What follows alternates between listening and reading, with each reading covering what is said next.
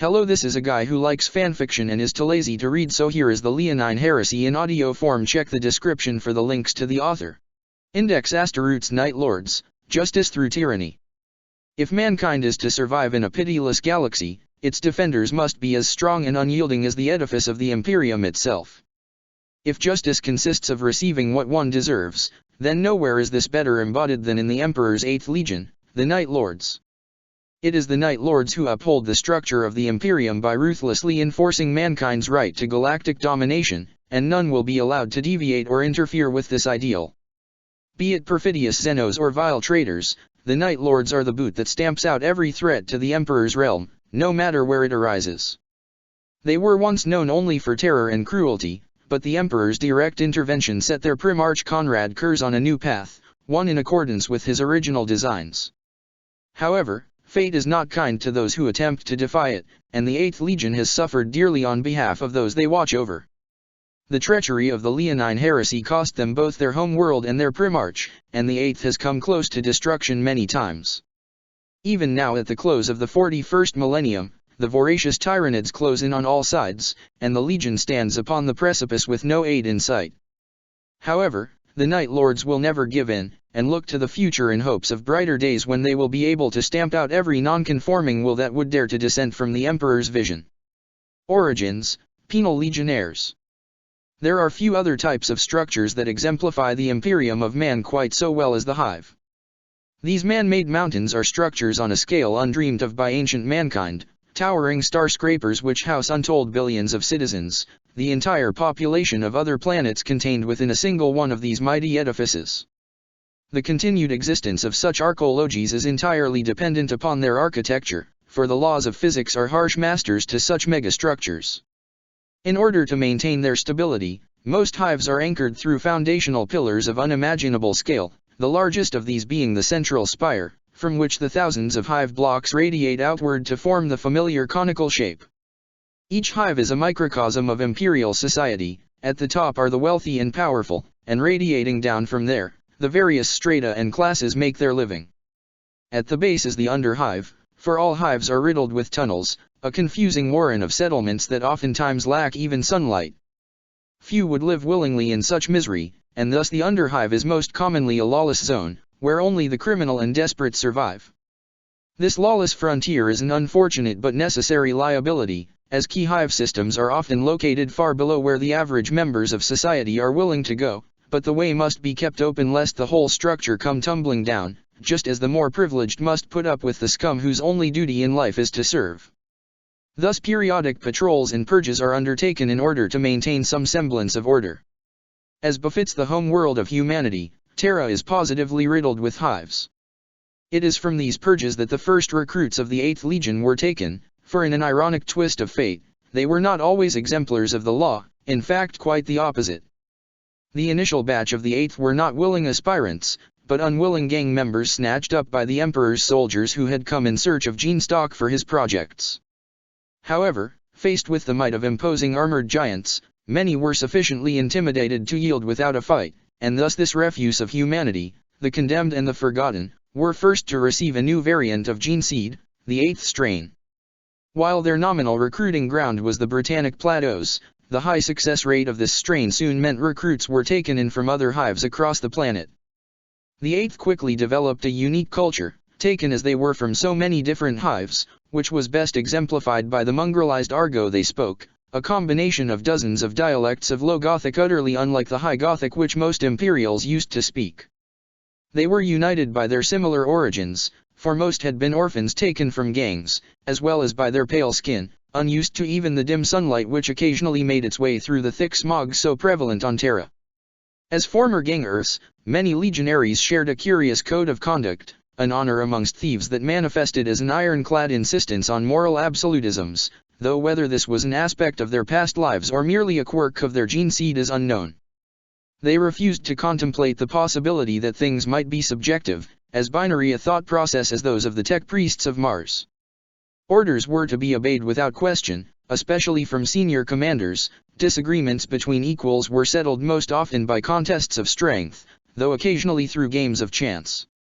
The possibility of a subjective and unknown outcome was a forbidden fruit to the 8th, for they knew such a tantalizing possibility could only come from rejecting the indifferent coldness of the law. However, such philosophizing was always kept from outsiders, who saw the Eight only as a ruthless tool to be used against any who would resist the new order. Such impressions were reinforced by the Eighth's purge of the Saragorn enclaves, or by their brutal crackdown on the March of 10 million. Any who would even think about defying the Emperor were kept in perpetual fear, their potential rebellions halted before they even began lest the dreaded Eighth be unleashed upon them. Even after the completion of the Unification Wars, the Eight continued to act as the hanging blade, for their very presence was an unspoken threat. Many worlds submitted without a fight upon learning the identity of the force sent to obtain their compliance, while those that didn't soon learned why. One offer was all that was ever given by the Eighth to the systems they encountered, and those that refused their generosity were exterminated without remorse. These assaults were often done through the use of infiltration and special operation squadrons, which would use stealth to bring societies down from within. After toppling any and all forms of government and order, the Eighth would then abandon the collapsing societies to their fate, leaving the other forces that followed in their wake to pick up the pieces. The Eight most often traveled in secrecy apart from the rest of the legions, an instrument of terror which would appear without warning in sectors far away from the main imperial fronts, and they continued in this role for nearly 140 years. The Great Crusade spread far and wide during these years, its passage eased by the ruthlessness of its warriors, and none were more fanatically devoted to its cause than the Eight. However, this brutality would soon take a darker turn after the Legion was finally reunited with its progenitor upon the lightless world of Nostramo. Night Haunter. No period in human history was more devastating than Old Night. Mankind truly came close to extinction, a suitable punishment for their reckless scientific progress during the dark age of technology. Every world was left to fend for themselves, and as a result, many succumbed to complete societal breakdown even in the absence of an outside threat such as Xenos invaders or warp breaches. This was especially true of systems located on the fringes of the galaxy, whose isolation from the more populated galactic interior meant outside support was nothing but a hopeless dream. These outskirts became places of nightmare, for even at the height of its technological prowess, mankind never colonized beyond the confines of our galaxy, and now the monsters that had been pushed back into the outer darkness were free to return once more. The few that did survive became mere pinpricks of light in the endless night of the intergalactic medium that lays at the edge of the stellar disk of the Milky Way, an uncharted and unknown expanse whose tides occasionally hurl back the detritus of failed attempts from explorers and victims. The region known as the Ghoul Stars is one of these areas, a realm of nightmares located in the galactic northeast. Unimaginable alien horrors lurk in its darkness, from the bat-like Sithor fiends to the bone kingdom of Drazak, and even in the 41st millennium, imperial worlds are scarce in this wilderness space, but what is chillingly common is the unusually high amount of dead worlds found there. In the darkness of the 30th millennium, when the galaxy did not know of the Emperor's light, hope was nothing more than a dream, especially in the anarchy of the Ghoul Stars. There were no great stellar empires located there, for the Imperium of Man had yet to expand beyond the mind of its creator, much less across the entire galaxy. No, the Ghoul Stars were home only to despairing, dying, squabbling societies, who were so often at each other's throats that even an outside threat from the horrors of the dark beyond could only unite them temporarily. One such world in this blighted realm was the planet of Nostramo, a sunless backwater long since forgotten by the rest of humanity. Orbiting a dying star on the fringes of charted space, the very concept of law and governance had been forgotten millennia before upon this world of gray and black. Thick clouds of pollution choked the skies of Nostramo, and a meager 5 hives scraped out a meager existence around the planet's equator, warmed by failing generators. The rest of the planet was an irradiated tundra scarred by millennia of industrial misuse, for such a miserable world was only good for one thing, adamantium. This priceless commodity was abundant in the rocky crust of Nostramo, no doubt why the original settlers colonized such a backwater system. However, the boom days had long since passed, and with no way to transport the ore off-world, Nostramo sank into lawless poverty, its hives controlled by industrial cartels who had turned to racketeering when the age of strife hit. Human life was utterly worthless upon Nostramo, for morality had died long ago. Survival of the fittest was the only creed which the cartels gave lip service to. Assault, rape, and murder were daily occurrences in the hives, a crime rate rivaled only by the suicide rate, for there was no possibility of hope or escape due to the inhospitable conditions on the rest of this blighted world. However, humanity is nothing if not adaptable, and by the 30th millennium, these conditions were simply a fact of life. Most of Nostromo's population were thin and gaunt, surviving as foundry workers in unimaginable squalor and poverty, a condition escapable only by ascending through the ranks of the cartels. However, even this pretense of egalitarianism was a sham, a cruel joke played by the petty nobility descended from the mining conglomerate shareholders. It was this corrupt oligarchy which truly ruled over the lightless streets of Nostromo, although even their standard of living was only affluent in comparison to those they ground beneath their boot heels. It was to such a world that a falling star came to land, a streak of light which temporarily blinded the sensitive eyes of any who watched it. The meteor smashed into the barren wastes on the outskirts of Nostromo Quintus, the dense material shearing through the tunnel-ridden crust to come to rest deep below the surface. The radiant object dimmed as the heat of re-entry dissipated, revealing it to be an elliptical metallic pod. A pale hand clutched the edges of the pod, crumpling under the intensity with which it was gripped. The gaunt inhabitant stood motionless in the now lightless cavern, blankly staring upwards at the wound in the crust his descent had left from its passage as his mind was racked by an incomprehensible vision. A palpable sense of wrongness?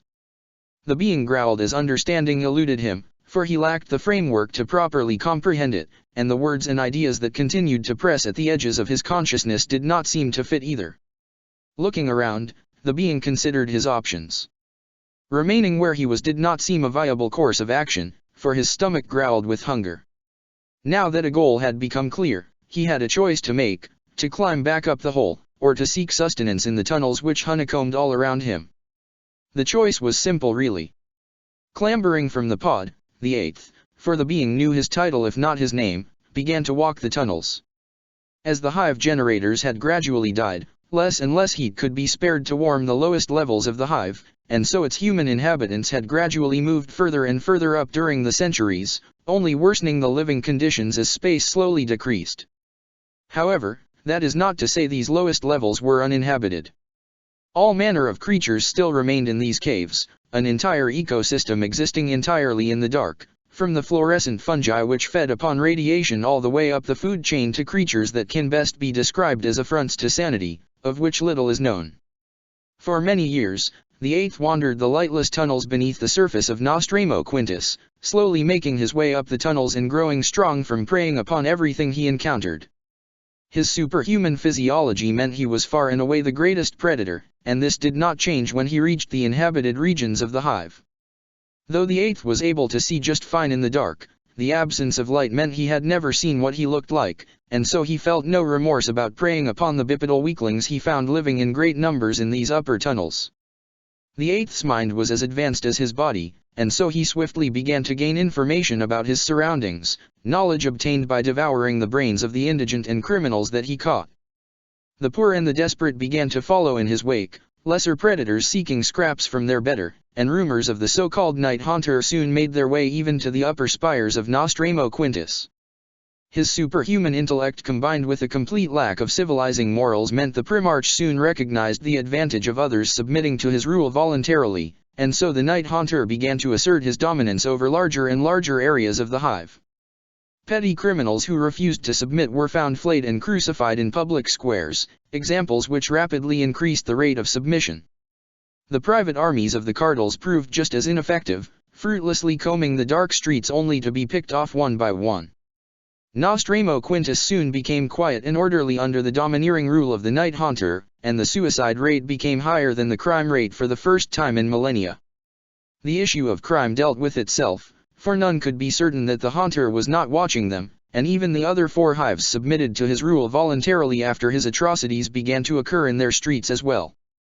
Only the barren wastes beyond the equatorial belt remained beyond the night haunter's reach, for it was deemed none could survive in the frigid darkness. This state of affairs persisted for decades, during which time Nostromo was able to exist rather than thrive. Its citizens were not happy per se, but at least they were no longer in danger of dying from gang activity on a daily basis. Even the cartel nobility were allowed to keep their positions, for it seemed the night haunter cared little about economic inequality so long as they were obeying his commands.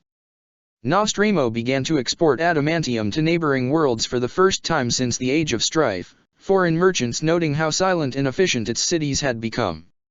Few ever saw the Night Haunter, for he kept to himself, locked away in his chambers as he kept up the image of an apex predator emerging from the shadows without warning. The truth was the Eighth was frightened. From the moment he emerged from the pod all those years ago, his mind had been tortured by visions which he was powerless to resist. Images of death and destruction, of horrific beings which fed upon the emotional extremes of his people, and tableaus of what could only be the future all presented themselves with irresistible force to the Night Haunter. These visions racked his body and mind with the force of a seizure, leaving him helpless and writhing on the floor from their intensity, and when they withdrew, he was left with deep loathing and shame. None could be allowed to see him like this, lest they take advantage of his weakness. Only through fear could his people be kept in line, and since they wouldn't do it willingly, he would be the creature of darkness that kept them. The Night Haunter knew of morality, but he did not understand it, and so long as his methods worked, he refused to feel any guilt for them.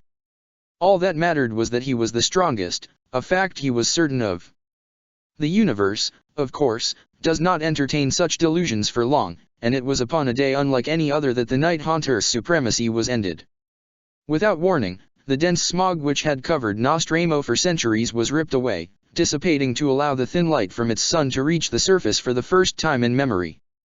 In that instant, the silence which had gripped the hives of Nostromo for decades was ripped away as thousands fell to their knees, screaming in agony at the pillar of light which filled the heavens. Only those viewing the object through screens and filters were able to make out what it was, a vast golden warship, its technology and size far beyond the meager trading ships which frequented Nostromo in search of trade. Swarms of lesser craft began to emerge from its underbelly, all headed straight for the highest reaches of Nostromo Quintus's central hive spire. The Night Haunter emerged from the gloomy fortress which served as his lair to meet those who would dare to trespass upon his personal domain.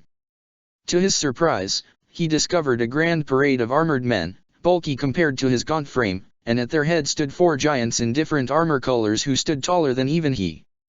The Night Haunter stood silently as they introduced themselves one by one.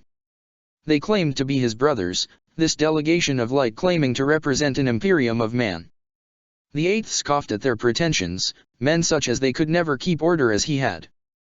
However, their presence here was yet another confirmation of the absoluteness of his visions, so he would at least hear them out. First was the one called Jagatai, fidgeting, impatient, quick to hide his true feelings behind scorn and derision. As he spoke, the Night Haunter caught a glimpse of his future, stabbed in the back by a black blade wielded by an indistinct figure, whose smile seemed like an excessive mockery. Next came Lorgar, his fate no more kind, for his golden light too was marred by that same lurking presence. Third was Rogaldorn, his stark white facial hair contrasting with his golden yellow armor. His fate was more confusing than anything, a maddened hermit seeking elusive answers hidden by tides of living insanity, fruitlessly striving to pierce the hate and bitterness surrounding him like a burial shroud. The fate of the fourth, Ferrus Manus, was as bleak as the rest, the silver on his forearms creeping up to consume his entire body as he lay immobile in the blackness of outer space. Finally came the warrior in black, whose eyes met the Night Haunter's own without fear. The Eighth recognized a hunter equal to himself in that moment, and when the fifth man introduced himself as Lionel Johnson, no visions of the future showed themselves to him, only an utter sense of wrongness. The two stared at each other, their gaze only broken by the arrival of a sixth giant, who towered over the first 5 both in height and presence. The Night Haunter met this newcomer's gaze for the briefest of moments before falling to the ground, his mind racked by the most intense vision he had ever experienced. Sights of bloodshed and destruction sweeping across the entire galaxy, endless war and countless death on a scale heretofore unseen, a skeletal king perched upon a golden throne like some sort of carrion lord, and all these visions accompanied by the feeling that Night Haunter was responsible for it all. The visions faded, and Night Haunter looked up to see the golden giant kneeling beside him, his ageless face filled with concern. His armored hand rested upon the brow of the Eighth as he spoke words that Night Haunter knew would echo across the gulf of time. Plus be at peace, Conrad Kurz. I have arrived, and I intend to take you home. And the Eighth pondered these words for a brief moment before replying, the pain of the vision fading into memory as he did so. That is not the name by which history will remember me, Father. Great Crusade, Terror in the night. Fear is interest paid on a debt you may not owe. Proverb of ancient Xin. When considering just how far on the fringes of the galaxy Nostromo is located, it becomes clear why it took so much time for the Emperor to locate his lost son. As the decades passed and the Great Crusade spread throughout the galaxy, the Emperor of mankind remained constantly on the lookout for his Primarchs. In the early years of the Crusade, such a discovery was followed by an extended period of time during which the Master of Mankind personally watched over his newly found son. However, as decades turned into a century, this period gradually lessened until stopping altogether. Those legions who had yet to find their father suffered a negative reputation as a result, and many began to believe they would never find their Primarch. As it happened, Konrad Kurz was not discovered more than 150 years into the Great Crusade, over 30 years after the previous Primarch was found, and this only by accident. The true purpose of the Emperor's visit to the Ghoul Stars alongside 5 of his sons has been lost to history, though it is worth noting it occurred shortly before the First Rangdan genocide. Whatever the case, the Master of Mankind had no time to give to this new son of his, and quickly departed Nostromo after confirming Kurz's rule over it. The remaining 4 Primarchs quickly left as well, all visibly disgusted at the manner in which the Night Haunter had obtained order, and so Kurz was left to make his way to Terra on his own. Kurz's first meeting with his legion was an early sign that the Emperor should have spent more time training his son. After reviewing the pertinent data, Night Haunter decided to rename them, declaring that the Astaroths made in his image were to become the Night Lords, who would be a mirror that the hypocritical Imperium so desperately needed. No more would the Eighth hide their calculated brutality, they would broadcast it for all to see, so that all would know the true nature of the Emperor's creations. Many had believed the Eighth to be lackluster at best compared to the rest of the legions, for their preferred methods of waging war meant they had few notable victories to their credit. Their name was synonymous with excessive brutality, and this trait soon worsened as their Primarch assumed full control of his legion. Throughout his life, Kurz's visions had never failed to come true, and he was quickly vindicated by the speed at which his legion took to his ideals. The Eighth became synonymous with victory through terror, hundreds of worlds falling in a fraction of the time it took his more squeamish brothers. Many questioned Kurz's sanity when his legion scattered to the stars in company-sized detachments, not nearly enough to take a world by conventional means, but they were quickly proven wrong. The typical modus operandi of the Night Lords was to announce their presence loudly as they entered the system. As all eyes focused on their warship hanging over them like a threat, unexplained killings would begin to occur at an exponential rate. Politicians, bureaucrats, military officials, and hundreds of others in positions of authority would show up dead in the streets, most often skinned and bearing signs of obvious torture. The population soon began to turn on each other in fear of these unseen killers, all the while as the Imperial fleet hung menacingly above them. Most worlds surrendered within a month, yielding to the Imperium without the need for invasion, thus saving both time and resources. With such an astounding level of success so early on, Kurz sent word back to Nostromo, ordering them to yield up as many recruits as possible in order to increase the size of his forces, for the Eighth was a small legion compared to the others as a result of how late Kurz was discovered. Being discovered so much later than the majority of his brothers, Konrad Kurz started out with a substantial Primarchs were disgusted by the way Night Haunter ruled his planet, and irritated even further by his personality. Kurz was sarcastic and rude, ignoring all etiquette intact in favor of blunt honesty, traits that his self-righteous siblings despised. His legion was seen as unprofessional, taking unseemly joy in the terrible acts they performed so regularly, yet another wedge between Kurz and the rest of his brothers. None could tell which version of Kurz to expect, for they remained unaware his mind had begun to splinter under the strain of his visions, obsessing over them to the point of mania as his psyche shifted between the Night Haunter and Kurz personas. The Emperor seemed unwilling to intervene, too busy with his son Lorgar, who was just beginning to campaign on his own for the first time in several years, and so the isolation only worsened. Only one brother, Horus, offered to campaign alongside him, but Kurz had little interest in this sibling, for all of his visions pointed toward Lupercal being the center of the treachery and fratricide to come. No, the brother that most interested him was Rogel Dorn, Primarch of the 7th Legion.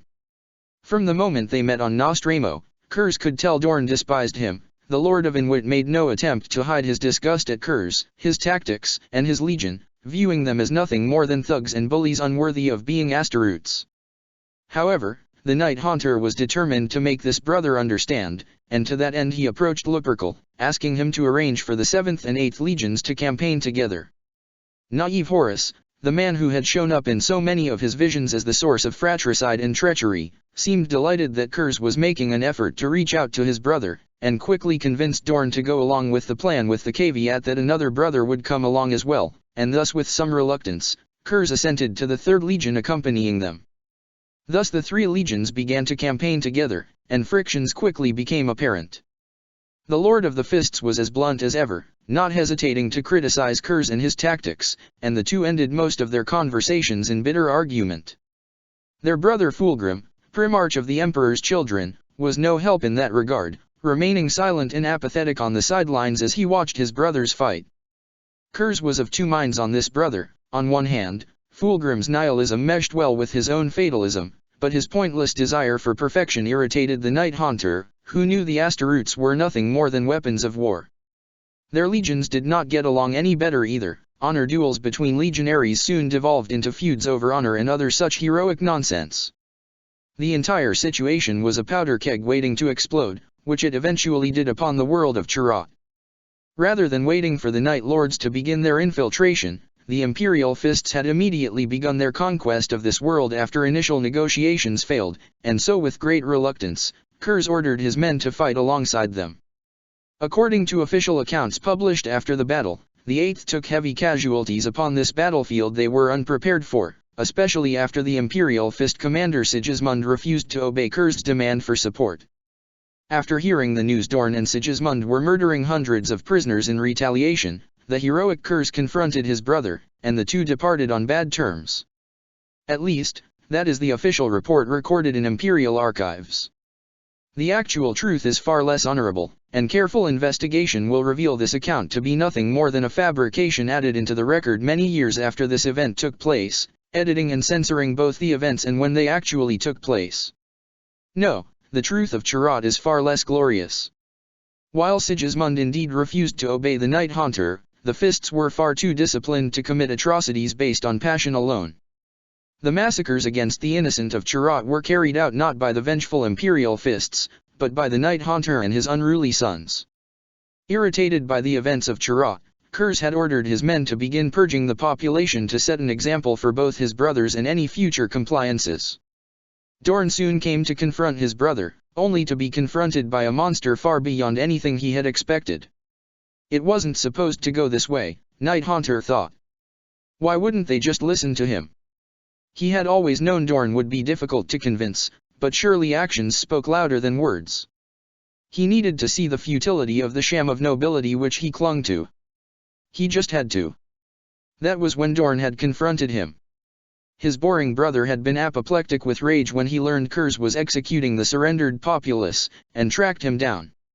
With Fulgrim watching from the sidelines, Night Haunter had affected disinterest, that is, until Dorn had made reference to his visions. How did he know? He had told nobody except Fulgrim. Night Haunter's visions came back at that moment, crowding his senses until finally, he yielded to them, and knew no more. When Kurz came to his senses, he found himself standing above the bloody and unconscious body of his brother Rogel, and Fulgrim was nowhere to be seen. Kurz knew there would be no convincing Dorn now, and so he left, taking his fleet back with him and returning to Nostramo, to the one place of order he knew. However, only further disappointments awaited him there. As Kurz returned to his home world, he discovered to his fury that the planet had slid back into anarchy and crime in his absence. The Council of Nine, the ruling body he had left in charge after his departure 5 years earlier, had fallen into corruption. With mounting rage, Kurz learned that the recruits they had been sending for his legion had come from the planet's jails, that the boys receiving his gene seed were the sons of political prisoners and criminal gangs. The Night Haunter persona resurfaced with a vengeance, and so the 8th watched from orbit as their father descended like a vengeful bolt of lightning to put a halt to the scum who had ruined his paradise. For an entire month, the Legion had no contact with the Night Haunter, who had reverted to his feral ways, indiscriminately butchering any and all he deemed guilty of violating the laws he had established. It is unknown how long this rampage would have gone on for, but it finally came to an end with the second coming of the Pillar of Light. Once more, the vast golden warship Bucephalus graced the grim darkness of Nostromo with its presence, for the Emperor himself had arrived to take Konrad Kurz with him. There was no gentleness in the master of mankind's demeanor this time around. When Knight Haunter approached his father, the Emperor struck him unconscious with one mighty blow. As the insensate Kurz was dragged onto the transport to be taken back to Terra in chains, agents of the Adeptus Terra accompanied by golden armored custodian guard began to disembark to oversee the recompliance of Nostromo. As a result of how little time was spent between father and sons, the 8th Legion's reaction to their father's imprisonment was surprisingly muted. The Night Lords were still commanded by Terrans, as most Nostroman legionaries were recent recruits, and so the 8th simply reverted back to the way things were done before they were reunited with their father 5 years prior. The sole change was that members of the Luna Wolves fought alongside them, the Terran veterans of both legions getting along well. In the meantime, Nostromo was scoured by Imperial agents, executing the vast majority of the petty nobility which had overseen the planet in Knight Haunter's absence and installing a governor in their place. The common people saw little change in their day-to-day lives, for the Imperial governor was only the latest in a long line of overseers. However, while things remained much the same for the Legion and Nostromo, the same could not be said for the Primarch. When Kurz awoke, he found himself bound in chains in the dungeons of the Emperor's flagship. He was highly agitated, for his visions seemed to be wrong, an unwelcome first for him. According to his prescience, it should have been his misguided brothers Lupercal and Fukin that found him, not the Emperor. Nostromo should be a shattered asteroid field, but he had been taken before he could pass the sentence upon his criminal homeworld. Something had clearly gone terribly wrong, and for the first time in his life, Konrad Kurz was uncertain. When the Bucephalus reached Terra, the Knight Haunter was dragged before Malkador the Sigillite. The Regent of Terra attempted to interrogate him, but to no avail, for the Primarch seemed lost to madness, speaking to himself and ignoring everyone around him. He did not resist as the custodes carried him down and down into the depths of the Imperial Palace, chaining him before a colossal golden pyramid. Esoteric energies coruscated between vast cogitators, filling the air with the smell of ozone. Seeming to snap out of his trance, Kurz looked around for the first time, his eyes rising up and up until they came to rest upon a vast golden throne, upon which was seated his father, the Emperor of Mankind. As their eyes met, the Knight Haunter surged to the fore, screaming and writhing as he attempted to break the adamantium chains which bound him. His visions of the immediate future all spoke of immediate and unrelenting pain, with no possibility of escape, and as the Emperor raised his hand, Knight Haunter demanded execution for his crimes, howling for the justice he deserved. However, the Emperor had other plans for his son, and as he ranted and raved, the 8th Primarch was struck by the most intense energy he had ever felt in his entire life. A harsh golden light scoured his mind and soul and spirit, and as it did so, the persona of Knight Haunter began to disappear, like a nightmare struck by daylight.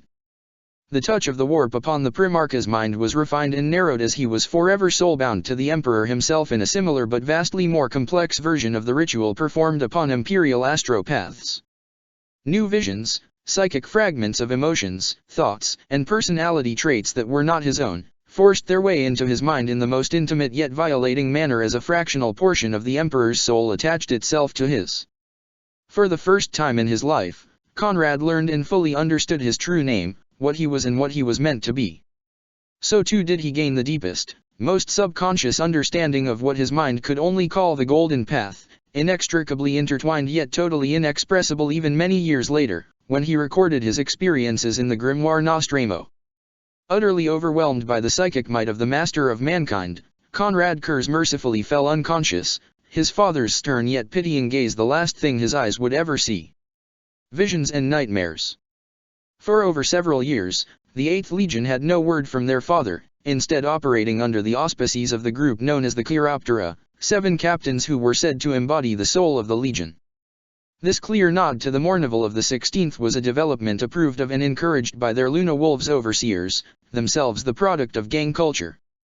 Thus in short order, the worst of the Night Lords were rooted out, purging the corrupt and corruptible while redeeming those who had not yet progressed too far upon the path of lawlessness. The virtues of professionalism and camaraderie were reintroduced, and the 8th became a better force for it. It was during these days when the name of Iago Civiterian first became renowned amongst his brothers, a Nostrumon who had confronted Sigismund of the imperial fists because of the disrespect shown to their father.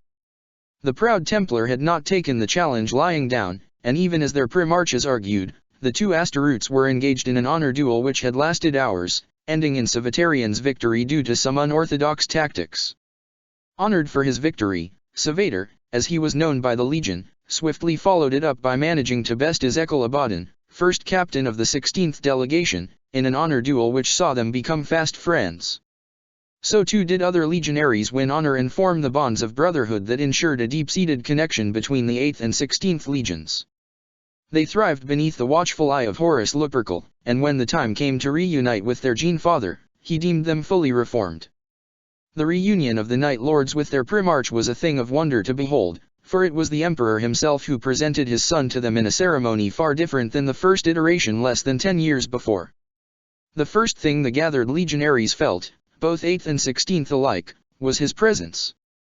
All Primarches radiate an aura of authority and majesty, an overawing weight similar to the one mortals feel in the presence of Asteroutes, and this effect is especially pronounced in legionaries of that particular Primarch's bloodline. Though muted somewhat by the fact the Emperor himself was standing nearby, the Night Lords nonetheless felt themselves being overwhelmed by their father's aura. Their next impression was the sight of his armor. No longer was it covered in the filth of past battles or the grisly trophies of his victim. Kurz's armor was pristine, the midnight blue and lightning bolts now clearly visible. His posture had improved, standing tall and proud instead of hunched and brooding, but even more than this was the sight of his face. As Kurz removed his helmet for the first time, his sons stood in rapturous awe as they noted how the deep frown lines and self-inflicted scars were gone, his once gray skin now a more healthy shade. A pristine white blindfold now covered his eyes, yet the Primarch seemed to have no difficulty seeing, greeting each of his captains individually with an easygoing but serious manner which had been entirely lacking before. For the next few years, the Night Lords began to bring glory to their name instead of just fear. For a time they fought alongside the Luna Wolves, then the Salamanders, then on their own once more. Brutality was still employed, for these were harsh times, but the older practice of decimating compliant populations in the name of terror had gone away. The Legion seemed preternaturally effective, their Primarch leading them from battlefield to battlefield with exceptionally few casualties. Though only the Chiroptera were aware, Conrad's visions had been put to better use. Now without the use of his eyes, the Primarch had been forced to rely upon his foresight to see once more, his prescience now showing him the immediate future and his surroundings. It was as though he was seeing himself in the third person, able to react ever so slightly faster, and it made him an absolute terror on the battlefield. Such methods were not foolproof, as some blows were simply impossible to avoid, but for the most part Kurz would remain untouched, dancing from duel to duel without a scratch as he slaughtered all before him. The Legion benefited as well, quickly adopting the Liberius in order to train and harness the natural gift of Kurz's sons, many of whom appeared to have inherited in a lesser way their father's gift of foresight. However, the galaxy is a harsh place, and even foresight was not enough to remain free of crippling loss. Several decades earlier, when Nostramo was first discovered, the world of Advexmores on the northern fringe fell under attack by a mysterious race of Xenos known as the Rangda. It took the Dark Angels well over a year to reclaim that single world, losing thousands of Asteroutes to achieve even a nominal victory. The Rangda themselves remained a mystery in both their numbers and strength, and few even knew of their existence, though this was soon to change. In the year 964.M30, the Rangda returned, thousands of vessels descending in a black tide across the northern fringes. Their initial assault was thrown back by the combined might of 3 legions, but this was only the beginning of what would come to be known as the Second Rangdan Genocides. The threat posed by these worm-like abominations was dire indeed, and the full force of 9 legions was brought to bear, including that of the Night Lords. Nostramo itself lay in the path of their rampage across the Ghoul stars, and so the entirety of the Night Lords fought a grueling defensive struggle, seeking to contain Rangda incursions across a vast front. In many ways, the Xenos were the worst possible foe for the 8th. Terror tactics were completely ineffective on creatures of such alien biology, and infiltration was similarly useless when facing creatures that left nothing but writhing masses of flesh on the worlds they conquered. However, it was their immunity to prescience which made them truly terrifying. Though psychers of a sort, the Rangdan connection to the warp was utterly unlike anything the Imperium had ever seen. Their movements could not be predicted with any sort of accuracy, and even the Primarch's foresight only saw absences where the wicked worm beasts passed. It was no small mercy that the Xenos seemed equally ignorant about humanity and their more conventional psychers, though they quickly recognized this weakness. The Night Lords soon began to discover new depths of Rangda abominations, entire worlds subjected to mind control and bodily horrors too vile to repeat. Even more ominous was the discovery of worlds converted into writhing mounds of flesh that drove the minds of mortals to utter insanity as they gazed upon experiments and things that should never have been. Such realms of madness were detectable by their utter stillness in the warp, immaterial black holes in which nothing remotely psychic could be sensed. To make matters worse, such worlds seemed to be occurring more and more, the event horizon of each one greater than the last, as though the Rangda were improving upon whatever these foul experiments were meant to accomplish. Foresight was utterly ineffective against them, and the Eighth was forced to rely solely upon their martial might to overcome the mind-bending horrors of the Rangda. For 20 long years, the Night Lords struggled to repel the threat. There was no glory to be found in a war such as this, and precious few victories either. The Legion culture became altogether more grim in those days, the gallows humor retained from the time before legionaries became soldiers beaten out of them from constant loss. The obsession with law and order became paramount, for time spent putting down rebellions in compliant worlds risked disruption in materiel production. A constant supply of ships were needed due to constant fleet losses, and many battles were lost after disruptions in the supply chain interrupted the flow of new vessels to the front lines. It is estimated that nearly 60,000 Night Lords gave their lives repelling the small portion of Rangda forces on their front, which mercifully ceased after 25 years of unremitting war. Kurz could scarcely believe it when the message of victory finally arrived. While the Night Lords had held the northeastern line, one which was dangerously close to their own home world, the Death Guard and Dark Angels had prosecuted a punitive campaign into Rangda lines that had finally borne fruit. The Xenos had finally retreated after the direct intervention of the Emperor himself, electing to return to their realm of nightmares beyond the light of the Astronomicon. Finally able to return to Nostramo, the shattered Night Lords gratefully returned to recover from the grueling strain of non-stop warfare.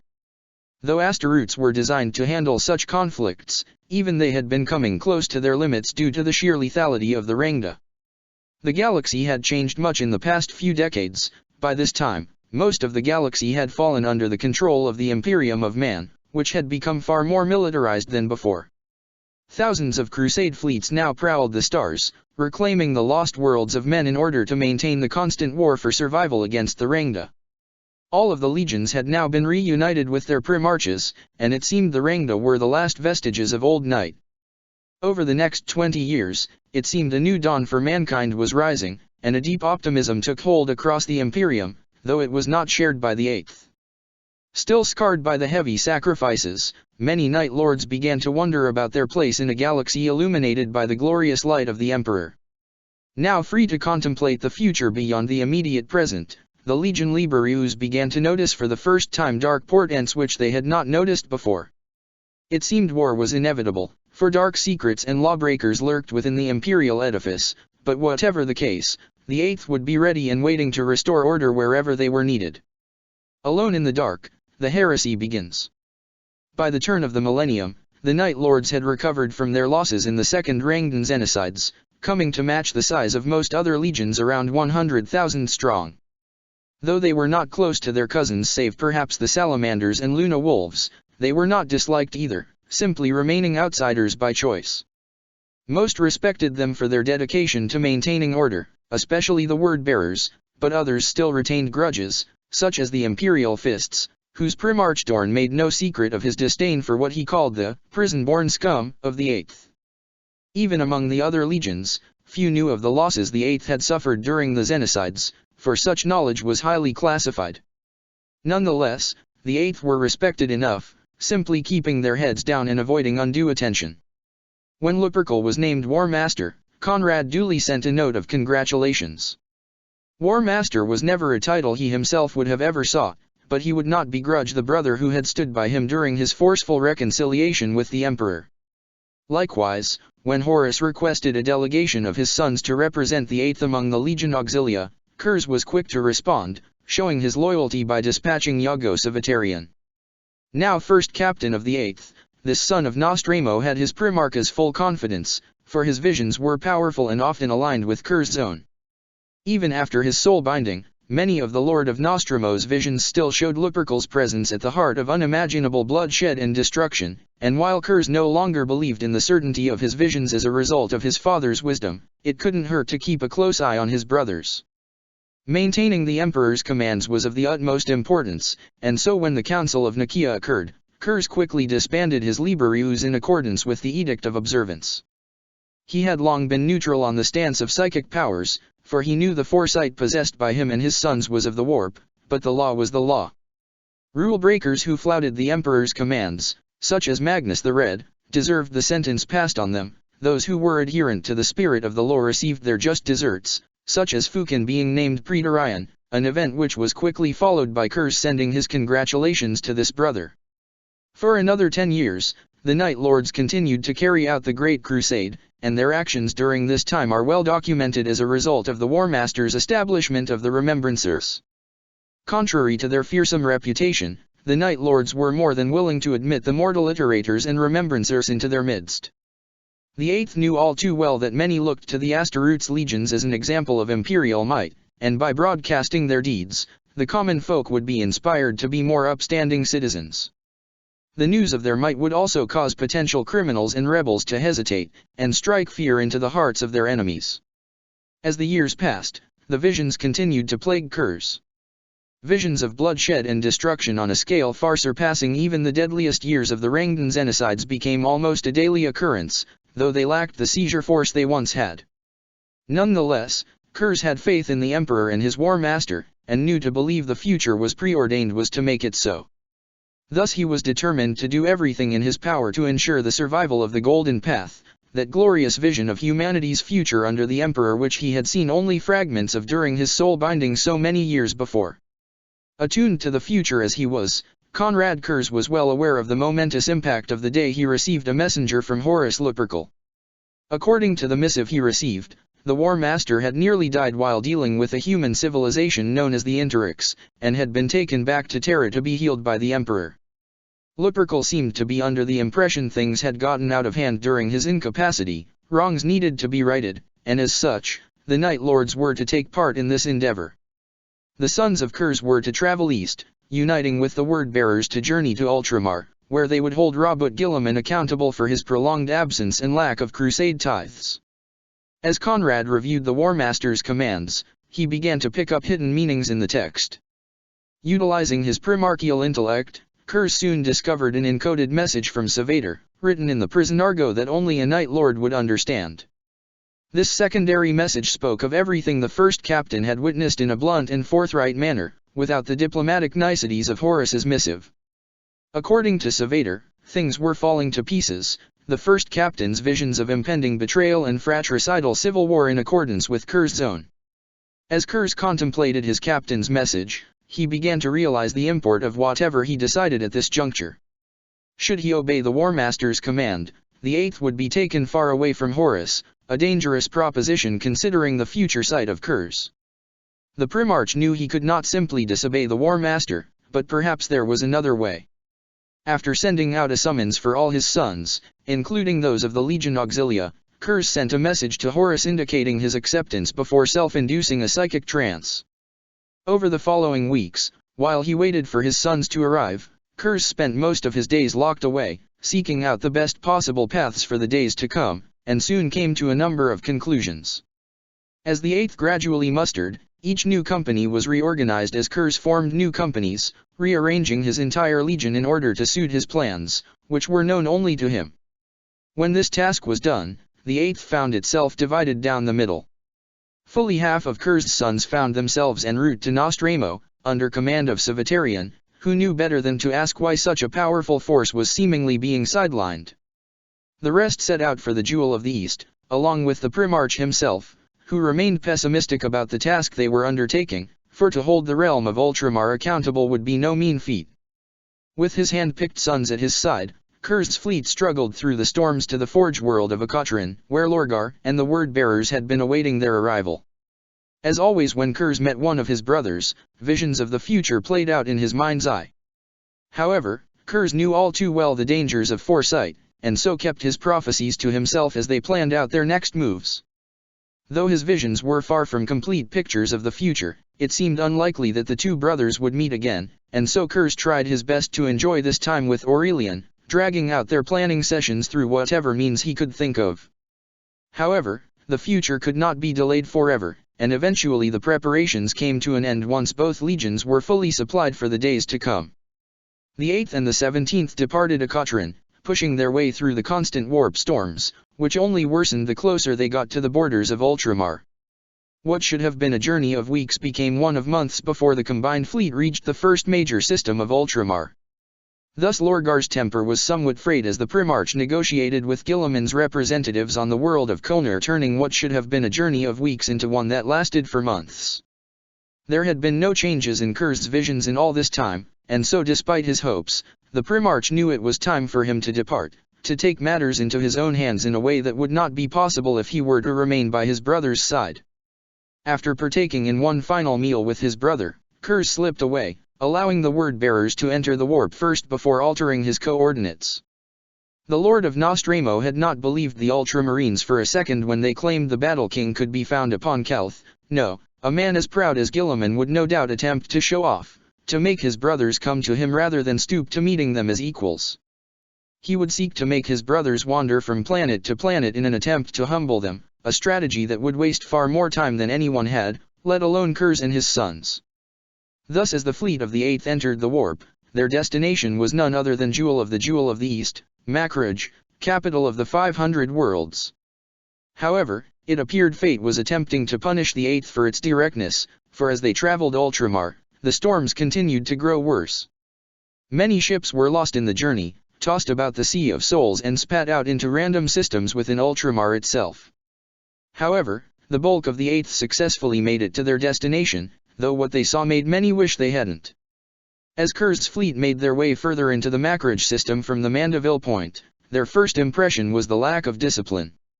Normally a fleet of their size would have been immediately hailed, in this case by the fortress world of Mortendar, but no transmissions seemed incoming. The fleet passed by Thulium and Laphise, both worlds seemingly empty of life, as was the Agri world of Nova Thulium, where Auspex scans picked up farmlands now teeming with warp signatures, though no human life signs. Only one world stood between the fleet and Makraj itself, the hive world of Artium, and it was here things started to go wrong. As the vanguard approached Artium, those who had formerly been of the Liberius began to feel a colossal pressure emanating from the warp. Kurz too felt it, a sickening knot in his gut which only intensified as scanners picked up signs that the vanguard ships had come under attack. The seemingly derelict orbital platforms above Artium had burst into life, launching an array of shots toward the 8th Legion fleet. Caught off guard, several ships were disabled in the initial volley, though such a trick would not work again. The massive fleet of the 8th quickly reacted, annihilating the platforms with extreme prejudice before preparing to land upon Artium. Other ships, including the flagship Nightfall, moved into position above Makraj itself to begin landing upon what was now a hostile world in every sense of the word. After clearing their initial landing zones, the first thing the invading Night Lords noticed were the statues. Countless idols depicting Guilliman filled the streets, depicting the Battle King in all his gaudy splendor. Normally a legion such as the 8th would not have paid much attention to such ostentation, but they quickly began to notice as lost fire began to strike them, fired from behind the dubious cover of Guilliman's graven images. Countless men and women appeared from every nook and cranny, throwing themselves at the Night Lords with little regard for their chances, and the 8th was only too happy to oblige, shredding their way through the insane crowds as they pushed their way toward the central hive spire. High above them, dogfights and duels took place as 8th Legion pilots fought against a more difficult foe in their 13th Legion counterparts. The stoic sons of Kurz reacted with disgust as they observed how their foes had modified their aircraft with all sorts of debauched decorations, many of which significantly altered the shape and efficacy of their vessels. Though few in number, the scions of Guilliman appeared to have as little restraint as the mortal fanatics below, overtaxing their engines as they zoomed across the battlefield at supersonic speeds far surpassing the standard. Even as legionaries pushed their way across Artium, so too did Kurz himself lead his sons into Magna Makraj Civitas, the heart of Guilliman's vile domain. Kurz quickly gave up hope that Guilliman himself would be there, for in his place it appeared the Tetrarch Toro Nicodemus held sway over a kingdom of the mad. Ranting and raving, Nicodemus exhorted his people to defiance from countless view screens affixed to every building, a task which the population of Magna Macrage Civitas had taken to despite not having any proper weapons. However, poorly armed mortals were no match for one of the Emperor's legions, and the Night Lords began to amuse themselves by firing well-placed shots that obliterated both their cultist foes and the screens behind them. Within the hour, the landing fields were secured, and the 8th's armor moved up the Grand Colonnade toward the Marshal Square, where scouts had reported the city's Astaroot's garrison were gathering for a push, a far tougher foe than the chaff which they continued to clear. The 8th quickly laid siege to the square, a full-scale assault that was, in reality, no more than a distraction to pin the 13th in place. While the two legions clashed in the shadow of the Titan's Gate, the Lord of the Night slipped unseen into the heart of Guilliman's empire. The mighty walls of the fortress of Hera proved no match for the Primarch's skill, slipping in to discover a den of iniquity, inhabited by only the deviant and insane. Vile creeds and murals scrawled on every wall assaulted his blind eyes, each imbued with foul warp resonance to the point even Kurz was able to see them, though he surely wished he couldn't. Seeking to minimize his time here, Kurz left only death in his wake, Guilliman's sons no match for a Primarch, and soon the Tetrarch himself met his end, relieved of his limbs and armor and hurled from the walls of the fortress of Hera to his messy end. By this time, the 8th had seized control of the city from the garrison defending it, and they fell back to their ships with little satisfaction. The jewel of the East began to burn as the 8th unleashed devastating salvos at the planet, scouring the surface clean of life even as a similar process took place upon Artium. The remaining worlds of the Macrage system met a similar fate before the 8th finally departed, though not before they left a series of beacons, all filled with nostrum and mockery. With clear evidence of the Ultramarine's treachery and madness recorded in the ship cogitators, Kurz knew such information had to reach Terra. The rest of Guilliman's realm was no doubt as corrupt as Macrage, and such might would only bring harm if left alone. The Lord of the Night was thus left to make a difficult decision. The Emperor needed to be warned, for Kurz's visions had long spoken of the betrayal of not one but many brothers. Astropathic communication was next to impossible at this range, even without the storms, and nor would it convey the proof needed to back up a claim of that magnitude. Only the word of a Primarch would carry the weight needed, for the Emperor would surely believe one of his sons. However, to do so meant not only abandoning the mission, but would also condemn Lorgar to this realm of horrors. Alone in his cabin, Kurz wrestled with the conflicts of duty, torn between competing necessities as visions of possible futures weighed heavily upon him. However, in the end, he knew what he had to do, assuming the guilt in order that his sons might remain blameless. Thus the Nightfall departed alone, headed for the borders of Ultramar with all the speed it could muster. Left behind was the bulk of the fleet, tasked with destroying Guilliman and his rebellion, along with orders to obey Lorgar as if he were Kurz should they happen to find him at any point in a now uncertain future. Savage weapons, Thrumas and Nostramo. While the forces of the 8th scattered across Ultramar in search of targets of opportunity, the Nightfall made full speed toward the edges of the realm, straining both its engines and Gellerfield as Kurz pushed the limits of safety in his headlong flight. New visions began to press in on him, portents of vile rituals haunted by that same smirking presence he had seen when he had met his brothers for the first time so long ago. In his mind's eye, Kurz saw impossible walls of shifting energies closing in upon him, and he steeled himself with the knowledge that what he was doing was necessary, even though it meant he would not see many of the sons he had left behind. After weeks of this constant tension, the Nightfall could take no more, and so it dropped back into real space on the outskirts of the Estaban system, free of the ominous menace of Guilliman's corrupt realm. Such a move was seconds away from disaster, for in the instant they transitioned out of the Immaterium, a hungering wave of corruption rippled across the entire realm of Ultramar and the regions of the warp beyond. Guilliman's realm was now impregnable, girded by an etheric wall of warp energy that spilled into real space, and all Psychers, Kurz included, could feel a vile presence emanating from the Jewel of the East. However, the Estaban system was no more safe than Guilliman's realm, for the Nightfall was not alone. As Kurz's flagship assessed where they were in galactic terms, they were hailed by the system capital, Estaban 3, by representatives of multiple factions clamoring for his aid. Normally the Lord of the Night would have ignored such pleas, but this planet was no ordinary world, for it was home to a stronghold of the legendary Legio Tempestus, one of the three most powerful Titan legions in the Imperium, the Triad Ferrum Morgulus. The importance of this vital world had apparently attracted powerful visitors, for orbiting above Esteban was the battle barge Monarch of Fire, bearing the all-too-familiar livery of the 7th Legion. A new hail came in, this one bearing the codes of Rogaldorn himself, requesting a private meeting between the two brothers. His visions still clouded by the psychic whirlwinds of the ruined storm, Kurz felt he had no choice but to accept, and so the Lord of the Night met with the Master of the Fists on neutral ground as the two Primarchs docked their transports together. Now face to face, the two brothers stood apart, neither making any move to embrace each other or show any form of affection. Blunt as always, Dorn was the first to speak, informing Kurz the galaxy had changed while he was in Ultramar. In short sentences that stabbed into Conrad like daggers, the Master of the Fists described the humiliation of legions loyal to the Emperor at the hands of the new Master of Mankind, the Lord of the First, along with the myriad other forces who had renounced their oaths, including the Legio Tempestus. Having laid out his demands in no uncertain terms, Dorn demanded Kurz's submission, to which he received a stony silence. At first Conrad hoped it was some cruel joke, but it quickly became clear this was not the case. Dorn quickly sensed his words had failed to persuade him, smiling through his thick white beard before drawing his chain sword Storm's teeth. The Lord of the Fists admitted he had expected as much, that he had been looking forward to this, and swung with murderous intent. Kurz leapt backwards, dodging the blow, before rocketing forward, and the battle was on. The two fought without speaking, though any conversation would have been impossible regardless over the noise of Storm's teeth as it clashed with Kurz's twin lightning claws, mercy and forgiveness. Dorn's self-confident smile soon turned to a frown, quickly recognizing he had underestimated his blindfolded brother, who soon gained the upper hand. Bleeding from a dozen puncture wounds, Dorn stepped back to catch his breath, and in that moment, Kurz seized his opportunity.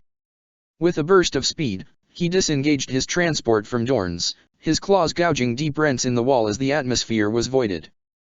Dorn was not as lucky, and was sucked into space, though Kurz did not bother to search for him, for he knew full well neither of their fates ended here. The Lord of the Night made his way back to the Nightfall, leaving the Esteban system behind as he made for Nostramo once more, braving the dominion of storms unaware he was already far too late.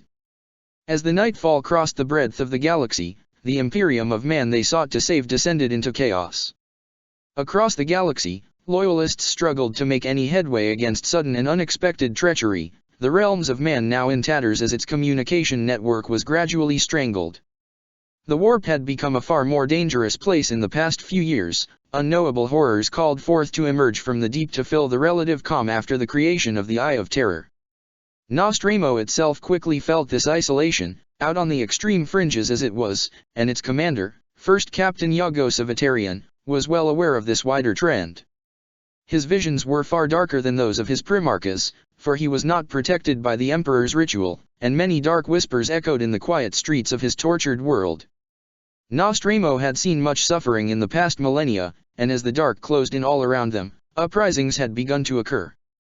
Shambling abominations would wander in from the frozen wastes even as cultists bearing self-inflicted scars and brands rose up with ever-increasing frequency, forcing the Night Lords into fighting the people of their own home world.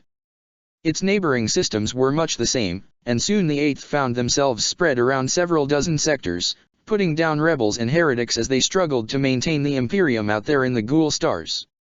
Thinly spread across the Ghoul Stars, Savator's forces soon fell under attack by forces far more threatening than maddened cultists. The Dark Angels had arrived. Pitch-black vessels began to prowl the void, wielding esoteric weaponry from the Dark Age that rendered many worlds compliant after a single volley. Thus began the theater of war that would later come to be known as the Thrumas Crusade, named for the primary system of the region which held a number of vital Forge worlds.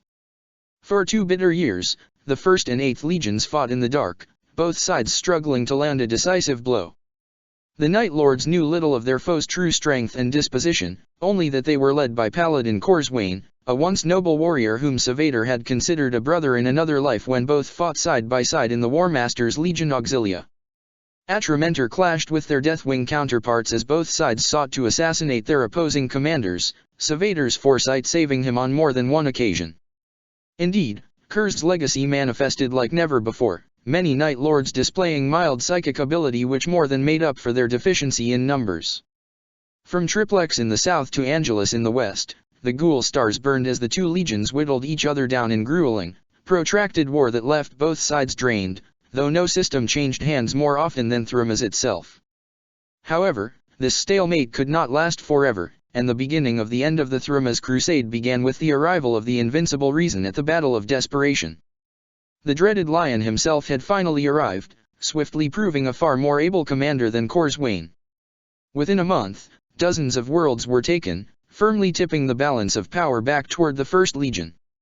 The Eighth was in full retreat, intending to make one final stand upon the world of Golgorod. When their morale was lifted by the arrival of the Nightfall, Konrad Kurz had arrived. 2 years of continuous travel had nearly ruined his vessel, but it was still intact, and the Lord of the Night wasted little time in issuing a challenge to his brother. To the surprise of many, the Lion accepted his terms, no doubt as confident of his abilities as Dorn had been, and the two Primarch met upon the world of Tsigwalsa, accompanied only by 2 Astaroths from each side. The meeting had gone as well as could be expected, Savater thought. A little talking, a little posturing, a dishonorable blow, and now the two brothers were at each other's throats, leaving their sons to fight with each other. Accompanied by Lord Commander Sheng, Savater had hoped to face off against Corswain, and his wish was quickly granted. While Sheng faced off against an Astaroths calling himself Master Olajos, the Prince of Crows had dueled the Paladin, a worthy opponent indeed. However, the truth was Savater was holding back, not using any of the dirty moves he had in his arsenal. This fight would be over within minutes. A deafening sound of a building collapsing made the Astaroths pause their fight, all 4 looking over to see which was the victor. As the dust cleared, a warrior in midnight blue was revealed to be on top. Die, Kurz breathed, blood spattering as he rasped through his bleeding lips. You should have never survived that tainted world you called home. His voice was faint, most likely due to the gauntleted hands wrapped around his throat, a mirror pose of his own. The Lion lay beneath him, punctured by dozens of wounds, and it was clear the Night Lord held the advantage. As Kurz slammed his brother's bare head into the ground again and again, Savater figured this would be a good time to finish off his opponent, but the Paladin was nowhere to be found. The most horrific scream imaginable ripped through the air, and Savater whirled in time to hear a brittle crack as Corson's blade pierced Kurz's breastplate from the inside. The Lord of the Night reeled backwards, leaving the Lion behind as he attempted to hurl the Astaroths who had stabbed him from behind in the few seconds Savater had let his attention wander. Corswain was hurled bodily into a nearby ruin, and as Savater and Sheng watched, their father collapsed into the dust, propped up at an unnatural angle due to the blade still inside him. Official records list the Battle of Tsigwalsa as a draw, for both sides abandoned the world with minimal casualties. The Lion would not be seen again in the Ghoul Stars, and was next sighted at the Battle of Molech. However, the Night Lords did not know this, their attention focused on their Primarch who had fared little better, falling into a deep coma as he recovered from his life-threatening injuries. Command of the Legion fell to Josahal, for Savatarian had renounced his rank due to his failure to protect the Primarch. Now known as Savater the Condemned, the former first captain had painted his gauntlets red and joined a unit of Moritats, swearing a death oath that only the unconscious Kurz would be able to release him from. The Dark Angels had fallen back from the Ghoul Stars, bringing an end to the Thramas crusade, but the heresy was far from over, for in place of the First Legion came the Third. Fulgrim's sons had changed much since the Night Lords had seen them back at Chirrut many decades before. Now they were bloated, shambling monsters, their armor the color of an old bruise, and foul insects buzzed around them. Every planet they took was rendered worthless, plagues sweeping the population, and the Night Lords were pushed ever backwards. It was clear Fulgrim was leading his sons, for even Sahal's precognition and tactics proved unable to stop the traitor's inexorable advance. Several more years passed, during which time the Night Lords were slowly boxed in on all fronts. Far to the south, the Night Lords within the ruined storm remained trapped by its storm walls, though by this time they had linked up with forces of the Word-Bearers and Alpha Legion. In the Ghoul Stars, Kurz remained in a coma, the forces there now down to around half the number they were at the start of the Thramas crusade. Fulgrim showed little inclination to finish them off, slowly boxing the 30,000 Astaroths of the Eighth in until only Nostramo itself remained. The Night Lords mustered around their home world for one final battle, outnumbered over 2-1 but ready to fight to the last in hopes of killing as many Oath-breakers as they could before they finally fell. Many joined the ranks of the Moritat alongside Savator the Condemned, determined to atone for their failures. However, they were not alone, for aid unlooked for had come to their assistance. As Sahal finalized his preparations for the defense of Nostramo, a fleet arrived in darkened skies, bearing not the discolored violet of the Third, but the colors of other legions.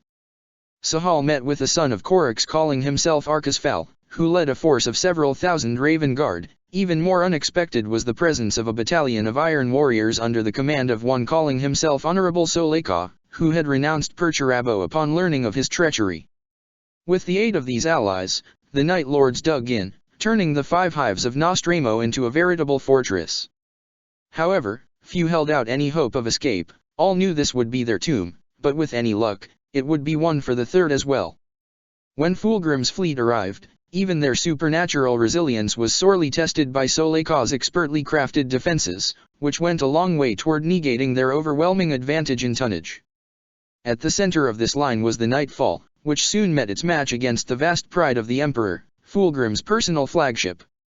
The rival behemoths battered away at each other, twin leviathans locked in mortal combat even as hundreds of lesser craft darted about them.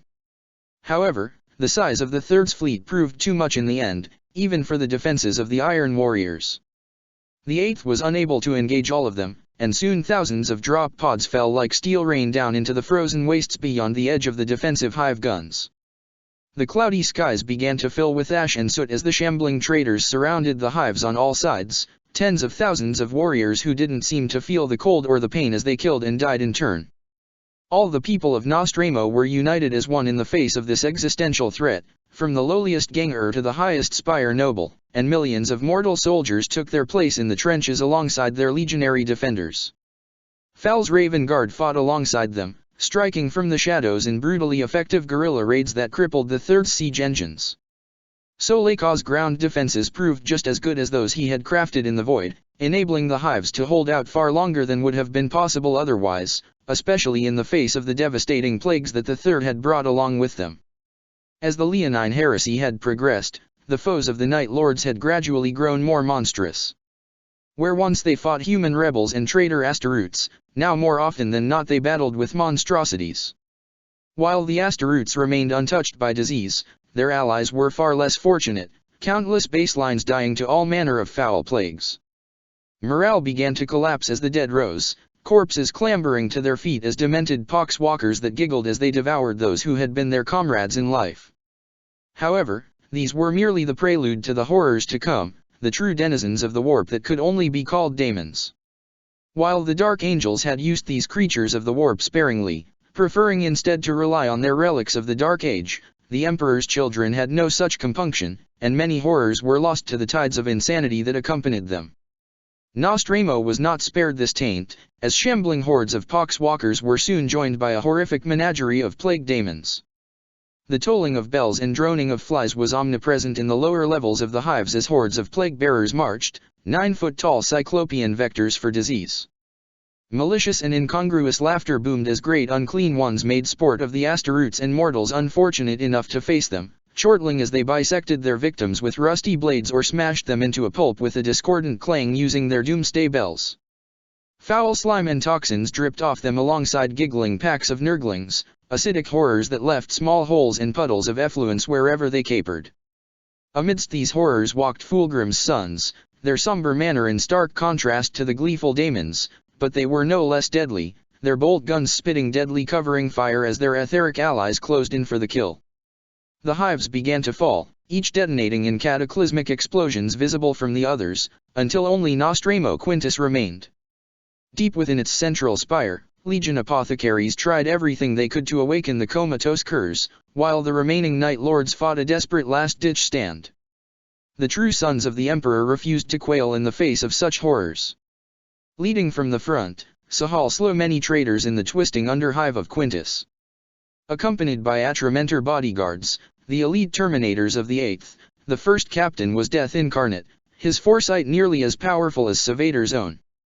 The Prince of Crows himself fought elsewhere in the hive, accompanied by what later came to be known as the Murder, a group of Raven Guard Moritats including Kaedes Nex, the Blood Crow, and Alastair Rushel. Many traitors fell to their blades in the lightless and freezing depths of the hive, even as Solekaw's iron warriors held the trenches on the surface. However, they could not hold out forever, and the Loyalist Vox network lit up as a new ship entered the battlefield.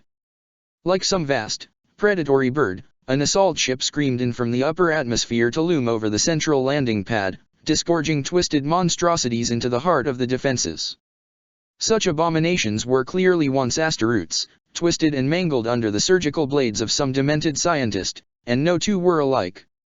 Even as the deformed horrors began to fall, the infamous sound of Terminators resounded from behind them, the ash in the air chokingly thick as the Phoenix Guard entered the battle. Even the Atramentor struggled to contain these new foes, and they proved utterly inadequate for what came next. The Phoenician had arrived. Wherever Fulgrim walked, all life was sucked out of the room. His golden blades shimmered as they cut down any unfortunate enough to cross his path, and even daemons fell back before him. His attacks were lazy, uninterested blows, though still blurry streaks too fast for even Asteroutes to properly see. His rusted armor deflected every blow, be they sword blows or lascannon shots, leaving no more than discolored spots on his plate which looked as though it had been rusting for decades. Utter despair radiated from him, and many mortals caught in his aura were transfixed, remaining motionless from sheer apathy even as they were torn to pieces by the Primarch's Terminator retinue. Even Asteroutes struggled against it, feelings of utter hopelessness welling up and distracting them as they struggled to slow him down. Fulgrim's objective was clear as he strode slowly and purposefully on a direct path toward the most inner sanctum where the unconscious curse still lay. The defender's sole consolation was that it was clear Fulgrim was still mortal, a meager consolation confirmed only by the fact he still showed up on the security networks. However, while he may not have been a creature of the warp, or at least, not entirely, nothing the defenders were doing had any effect on him. Thus the Night Lords changed targets, focusing their attention upon his retinue, cutting down the Phoenix Guard one by one and slowing the traitor's advance by collapsing sections of the hive down around him. However, it was not enough. Spread across the entirety of Nostramo Quintus, the Loyalists were cut off and surrounded, unable to come to their Primarch's defense, and thus with grim finality, Fulgrim reached his destination. The Phoenician stood alone, the last of his retinue choking out their final breaths in the corridor behind him. Kurz's sons had been persistent, he would give them that, though even their commander had failed in the end, as all things must. Sahal lay lifeless and rotting at his feet, as unable to contain Fulgrim as the rest of his kin.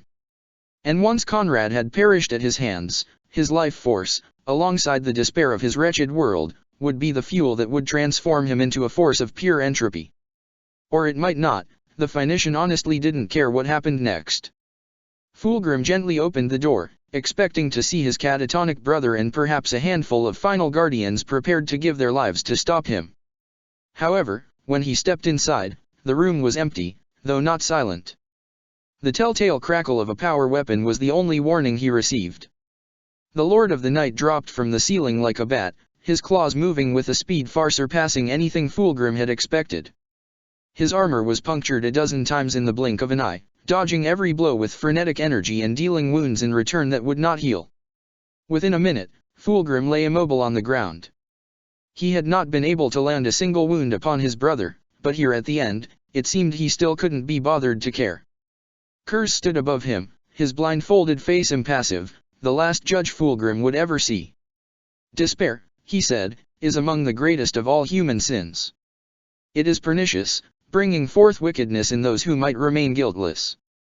Fulgrim of Kogarus, you are hereby sentenced to death. His judgment spoken, mercy and forgiveness descended. Though none were present to see it, Kurz had risen from his coma, his future clear to him. He did not die this day, but there is one who would. Thus as his brother arrived, the Lord of the Night was ready, his surety of purpose overcoming Fulgrim's aura and killing his brother. However, things were not as simple as they seemed. As the last judge stood above Fulgrim's beheaded corpse, the body began to rot at a pace far exceeding any natural rate of decay. As the Emperor's children began to fall back to their ships, Nostramo itself began to shudder, the boundary between reality and unreality on the verge of dissolving entirely. New visions of the future showed themselves to Kurz, and he realized his brother had not truly perished, but ascended beyond the veil of life and death. The annihilation Fulgrim had sought was now forever beyond his reach, eternally doomed to serve his patron. However, the soteriological discussion of his brother's fate would have to wait, for Nostromo had but little time left. The damage it had suffered at the hands of its own people, combined with the new trauma inflicted by the Emperor's children, had driven it to the precipice of opening a breach in reality.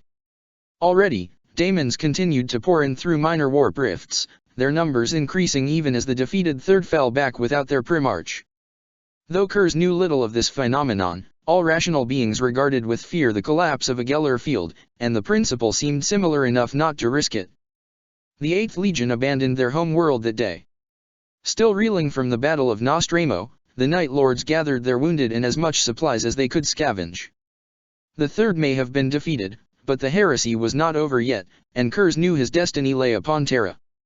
There was nothing for him on Nostromo anymore, and nor would he allow plague daemons to continue to spill into reality. Thus with grim finality, the last judge passed sentence upon the world which had been his home. The 8th Legion had but one vessel remaining after the assault of the Emperor's children, the battered Nightfall, but the proud chariot still floated resolute beside the Wicked Claw, a smaller but equally wounded ship which bore the surviving Raven Guard. With all the finality of an executioner's blade descending, the Nightfall fired upon Nostromo, its guns all aimed at the deep gouge in the planet left by their Primarch's arrival so many decades earlier. Even its adamantium crust could not withstand firepower of that magnitude, and so Nostromo died, shattering into countless fragments and shards. Barely 3,000 Night Lords remained, gathered aboard their lone vessel, and as their home world died, they entered the warp.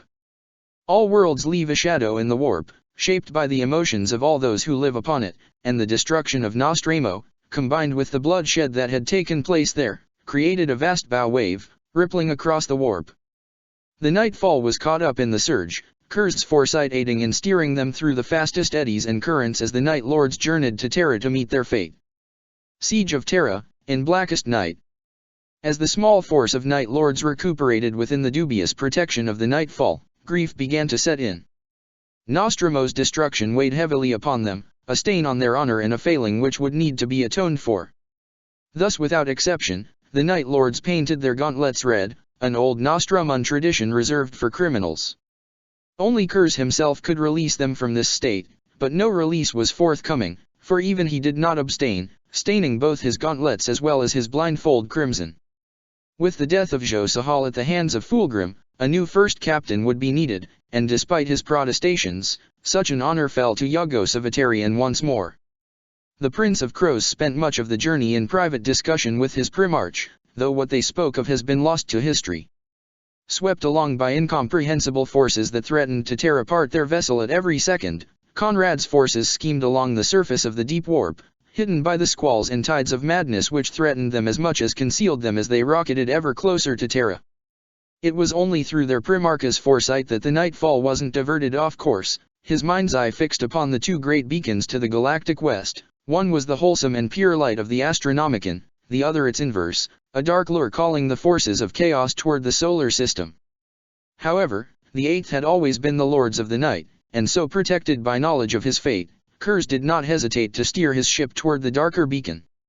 His foresight had only intensified during the journey through the warp, to the point he had seen every moment of the next few hours. Life had become a waking dream for Conrad Kurz, one that ended with him coming face to face with his brother Lionel Johnson once more, though even he could not tell what would happen next. So many things had changed in the timeline, the future was not at all the clear path that so many of his sons believed him capable of seeing. Though hideous creatures pressed in upon the Geller field from all sides, the ancient mechanism did not fail, and so the Nightfall eventually emerged in the solar system, not at the system's edge but within the great red spot of Jupiter. The traders had clearly not expected any Imperials to emerge from their dark portal, and had left most of their sentries guarding the Elysian and Chthonic gates.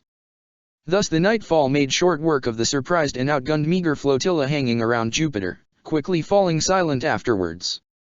As mighty as a Gloriana-class battleship was, it stood no chance whatsoever against the tens of thousands of warships besieging the throne world, and so from atop his ivory command throne, Kurz ordered the ship to move above the solar plane, while his sons prepared for the upcoming battle.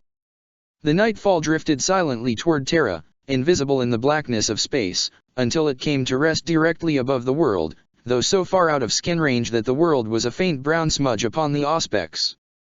Kurz took advantage of this respite to say his final farewells, as well as draft his last will, commands for the future which he left behind in his chambers. Though Kurz could not see his own future past his confrontation with the lion, he took solace in the visions which showed his sons would survive in the millennia to come, and thus these were the steps he took to ensure his legacy would live on. After this somber task, the Lord of the Night slipped away from his sons, secretly traveling through his own ship to a small hangar where First Captain Civitarien awaited him, the only one of his sons entrusted to know of his father's departure from the Nightfall. Infiltrating the throne world through the blockade would require stealth worthy of Korix, as even an unguarded thought could be enough to give him away. Thus in the lightless depths of the Nightfall's lower decks, First Captain Civitar oversaw the process of sealing his Primarch within a small stasis casket, which was then launched at Terra. Its trajectory had been calculated many times, but so many things could go wrong in the meantime. However, Civitar trusted in his visions, as well as those of his Primarch, and thus the Prince of Crows kept his composure. Kurz's final action aboard the Nightfall had been to forgive Civitarien for his lapse upon Tsigwal Saw, and thus as he carried out the launch sequence, Civitarien's gauntlets bore the midnight blue instead of bloody red for the first time in nearly 5 years. The immense bulk of the Nightfall shrank away as the tiny pod rocketed toward Terra, its inhabitant trusting to fate to put him where he needed to be, an ironic echo of the scattering over 2 centuries earlier that had taken him and his brothers so far away. Protected only by a timed stasis field, Kurz remained insensate to the universe as the pod miraculously slipped through the dense clutter of the upper atmosphere, coming to rest upon the slopes of Mount Ararat, a location as yet untouched by the traitor invasion. When Conrad awoke, he found himself alone, his Primarch senses telling him exactly where he was. This lonely mountainside had seen much bloodshed in its time, from the destruction of the Legio Cati Aegis to ancient genocide, many thousands of years of death. However, this lonely mountain was clearly not where he would meet the lion, and thus began his journey to meet fate. As he began to descend the slopes, his eyes were drawn to something glinting in the dirt, discovering a golden glassy rock, which to his blinded eyes appeared as positively suffused with auric energy. Such a find was destiny at work, though even Kurz did not understand it fully at the time. For several days, he hid aboard military transports moving southward out of the mountains, grav-left trains ferrying thousands of mortal troops eastward to fight the traitors, most of whom had congregated around the imperial palace in the Himalayas. The Primarch noticed that all of these trains gave a wide berth to the more typical routes through the plains of Urito to the south, a curiosity too great to ignore. Kurz began to make his way south on foot, traveling several hundred kilometers on foot in less than a week, mostly at night. Far to the east, the 8th Legion forces once trapped within the ruined storm were now free. Even as the word-bearers clashed with the forces of Magnus the Red on the borders of Guilliman's domain, a grand host of Night Lords nearly 30,000 strong pushed for Terra.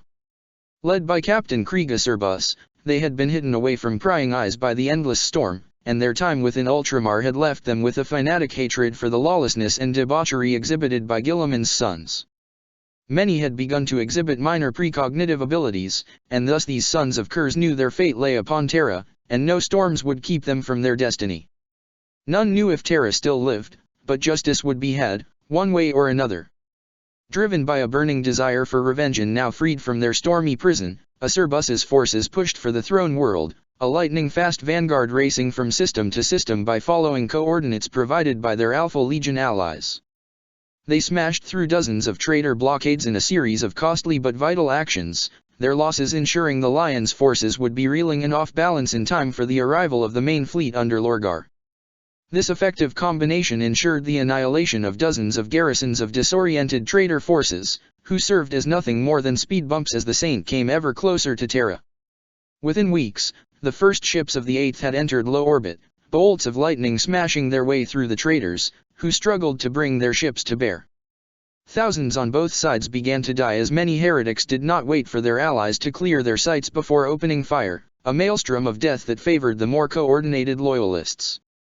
With its kin now there, the Nightfall joined the scrum, an instrument of destruction that transformed every traitor vessel that dared to face it into ash. The skilled commands of Civitarien led the mighty Gloriana across the planet in a daring series of maneuvers across the trader lines, picking on vessels far smaller than it while avoiding any ships close to its weight class that might slow it down. Such tactics frustrated the traders, most especially the Crimson Fists aboard their colossal flagship Phalanx. Dorn's daughter smashed aside all in its path in a mad dash to close with the nightfall, vicious nostrum and mockery baiting it into a fruitless chase that saw dozens of trader vessels perish on its steel flanks. Explosions visible from the surface filled the skies of Terra, though few saw it, occupied as they were in the final hours of the siege of Terra. Thus the actions of Acerbus, Civitarien, and his other sons went unnoticed by Conrad Kurz, who paid more attention to avoiding patrols as he ran through the nights. The land around Kurz grew drier and drier as he traveled, the mountains giving way to dust bowl plains. In the distance, a vast structure grew larger and larger, a black fortress which loomed over the plains which had been scoured of all life. The lion had left nothing to chance, no stone had been left atop another, a flat killing field for miles around this command bunker, atop which strode what appeared to be the entirety of the Dark Angel's legion. The only imperfection upon this featureless, glassy plain was the bodies of Astaroths in the colors of traitors and loyalist legions alike, whose shattered corpses were nothing more than food for the vulture crows that picked through their bones. Faced with this tableau of death, Kurz contemplated his next move, uncertain for the first time in the face of such overwhelming odds. There was no guarantee he'd be able to close the distance before he was spotted, and as he pondered, new fates began to reveal themselves. For the first time, Kurz saw realities where he did not enter the lion's command bunker, visions of glory and destruction. In some, he was a conquering hero, ambushing the lion as he left his bunker; in others, his victory came only after his brother had murdered his father, a loss assuaged only by the sight of himself upon a golden throne, the new master of mankind who ruled forever, untouchable as he foresaw every rebellion before it started. Conrad Kurz stood upon the precipice, fate hanging in the balance as the forces of evil whispered in his ear, promising him the universe if he would but submit to their rule, to announce himself and take his place alongside the other traitors. For one terrible second, it seemed as though he would, and had the Night Haunter persona remained, he may well have. However, Kurz steeled himself, and the dark gods screamed in impotent rage as the Lord of the Night rejected their temptations. Their ire roused by their failure to convert him to their cause, the powers of the warp turned to vengeance. A twist of fate ensured a sharp-eyed sentry in the colors of the First Legion spotted the dark figure in the gloom, crouched beside a mound of corpses, and opened fire, the booming report of his bolter drawing the attention of many of his foul allies. Kurz wasted no time, accelerating to unearthly speeds to close the distance in a matter of seconds, beheading the sentry and his two closest comrades in one slashing swing of mercy even as forgiveness gutted a fourth. Every strike of his lightning claws was a kill, though Kurz wasted no time confirming, moving at such a pace even Astaroths struggled to keep him in their sights. Soon he was within the lion's dark fortress, nothing but death lurked within these foul halls, but Kurz was just as deadly, which he quickly proved to the hundreds of dark angels who sold their lives fruitlessly as they attempted to stop him from reaching the central chambers. As he traveled through the bunker annexes and lower levels, Kurz felt a strange sense of déjà vu. Though the facade was unfamiliar, the inside was strangely familiar, and the Primarch realized with grim humor this command bunker was an outsized version of a fortress of redemption, a fortification the First had long been known to utilize.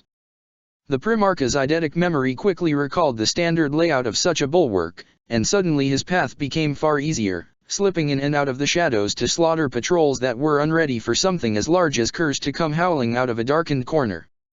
Compared to the dark angels who met their end at his hand, Kurz was surprised to see how little chaotic taint existed within the fortress itself, but he had little time to stop and ponder such mysteries as his foresight went into overdrive.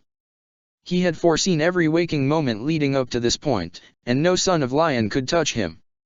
Kurz passed through dark libraries filled with tomes of forbidden knowledge, through torture chambers upon which lay the mutilated corpses of Astaroths, mortals, Xenos, and even some strange robed figures. The adamantium walls eventually gave way to stone, as down and down Kurz descended, through an excavation site filled with petrified trees and ancient artifacts whose purpose even he could not guess at. It was unclear whether such relics had been uncovered by the Dark Angels, or whether they had been brought here, but such was of secondary importance, for there was as of yet no sign of the lion himself. The Primarch emerged into what appeared to be the deepest point of the excavation, a cavern filled with inert machinery, which appeared to be excavating ancient pillars and walls, some antediluvian structure from the time before time was counted. Kurz knelt down to examine the walls, noting that each brick was inscribed with symbols he could not understand, not even a hint of comprehension of what these glyphs meant. Nonetheless, it was clear they contained great power, both from how they felt as well as the fact the Lion had chosen to build this fortress instead of prosecuting the siege of the palace. Kurz stiffened, then turned around in time to see his brother walk into view. Lionel Johnson stood before him in all his terrible glory, and when he registered what Kurz had been observing, he frowned. His prey in sight, Kurz wasted no time, for there were no words for a conflict such as this, there couldn't be. The Lord of the Night let loose a scream, one which had been building within him since Tsigwell saw and infused with psychic power. In an instant, every lumen in the chamber was shattered, leaving the two Primarch to battle in utter blackness. This was no disadvantage to either one of them of course, for one was blindfolded while the other instantly adapted to the dark, and thus without words or light the brothers fought. Kurz landed dozens of blows in those first few seconds, mercy and forgiveness pistoning from every possible angle in an attempt to kill Lion. Each blow was blocked of course, for a battle between demigods would not be decided so quickly. The two went back and forth, across the length of the room, their surroundings occasionally illuminated by the sparks of their weapons clashing. At first the Lion had not taken him seriously, but soon started after Kurz not only survived his initial blows without a scratch but managed to score first blood. The battle raged on without either saying a word, the only sounds being the clash of their blades and the shaking of the fortress around them. Both were all too aware the Emperor was on his way, but did not let up for a moment. So too were they aware of the presence of the ruinous powers, the foul gods observing this battle with the same sort of interest as gamblers betting on a sporting event.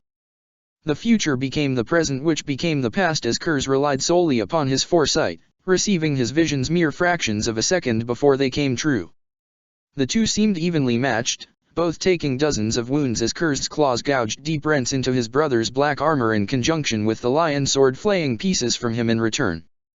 That most treacherous of feelings, hope, reared its head within Kurz. All he had to do was hold off his brother until the Emperor arrived, for even the arch-traitor would not be able to hold off the both of them. The lion seemed to sense what he was thinking as he stared at his brother, looking past his blindfolded eyes as though he were peering directly into his brother's innermost thoughts. Both Primarches had lost their helms, which now lay strewn upon the ground along with copious amounts of demigod ichor. With a mighty effort, the arch-traitor knocked the Lord of the Night backwards, though he curiously did not rush forward to maintain his advantage. Kurz began to move back in to press the assault, and then the lion spoke. Reality shifted in the blink of an eye, faster than Kurz's visions could foresee. One moment he was leaping through the air, and the next he was flat upon his back, pinned to the ground with irresistible force as the lion was suddenly on top of him, his mouth bleeding copiously.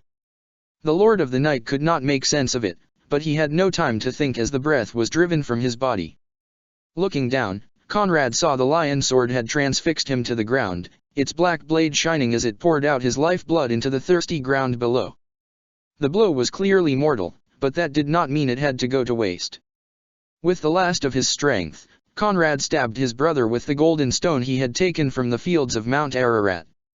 Its glassy edges pierced through the armor like it was nothing, but the angle was wrong, and so Kurz's arms fell limp, only a nick instead of the mortal wound it was intended as. The lion seemed more saddened than angry by such defiance, and with almost gentle care, he reached down, removing Kurz's blindfold and pocketing it before turning to stare directly into his brother's sightless eyes. Visions flickered in Kurz's mind's eye, but with no small effort of will, he forced them away, preferring to live in the present during what little time he had left. For a time I considered you my truest brother. No others grew untouched by civilization, only you and I. Kurz did not reply, the last of his life force ebbing away. You came closer to the truth than almost any other, yet you clearly did not grasp the import of what you have witnessed.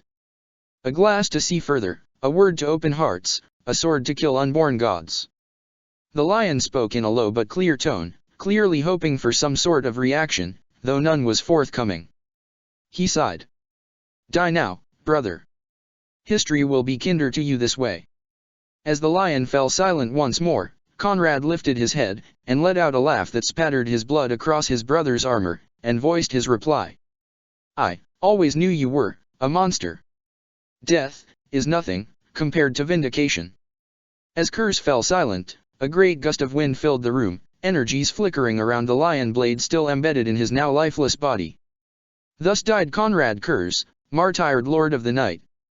Post-heresy, dawn without the sun. The best part of the 8th Legion died within a few hours of their father that day, both spiritually as well as in terms of sheer numbers. Even as Conrad Kurz fell in the dusty caves of Urito within the Lion's Fortress, his sons were giving their lives by the hundreds in the confused melee high above. It was pure chance as to who lived and who died, as tens of thousands of ships, loyalist and traitor alike, tore each other to pieces in a battle where there could be no winners, only survivors. The 8th Legion's time within the ruined storm had left them utterly without mercy, and no quarter was given to any caught in their path. Kriegerserbuss led from the front, his chain glaive moving expertly in the hands of one with a true talent for murder alongside hundreds of raptor squadrons as they leapt from ship to ship. Dreadclaw drop pods rocketed back and forth like torpedoes, ferrying bulky Kentekar Terminators, who reaped a bloody toll alongside their less armored kin. Many began to decorate their armor with trophies from the fallen, a savage throwback to the Legion's distant past, though few living still remained from that dark time. On the nightfall, First Captain Savater had finally outrun the Phalanx, which had turned its attention to more pressing matters. The flagship of the 8th now formed the center of the line as one of the largest Imperial ships remaining, and many foes fell to its guns as the tide of battle turned in their favor. Within several hours, the traitors had been fully thrown back, the last of their ships fleeing for the system's edge in a headlong flight that left many of their number stranded upon Terra. The Night Lords did not relent, pursuing the Oathbreakers all the way to the Mandeville Points even as most of the Legion descended upon the Imperial Palace. For the next several days, the 8th occupied itself with hunting down the last of the traitors within the palace itself, a cat-and-mouse game in the lightless and half-destroyed corridors deep beneath the surface. However, this was only a distraction to keep the Legion occupied, a brief respite from the tragedy about to unfold. Savater was the first to uncover the truth of their father's demise, his visions calling him toward Urito, where he and his Atramentor retinue discovered the ruins of the Lion's Fortress. The grounds here were glowing, a faint gold hue suffusing the area as a testament to the Emperor's power, but it was the men there that most caught his attention. The rich crimson and gold of Word-Bearer's elite marched in a loose formation around their Primarch Lorgar, who wept softly as he carried the broken bodies of both the Master of Mankind and the Lord of the Night. Savater would never forget this sight so long as he lived, and though his spirits were as shattered as Nostramo, he assumed a stoic demeanor, and approached the Primarch. The gracious Lorgar was quick to turn over his brother's lifeless body to his sons, and so the Night Lords brought their father's body to the Nightfall until they could decide what could be done with it.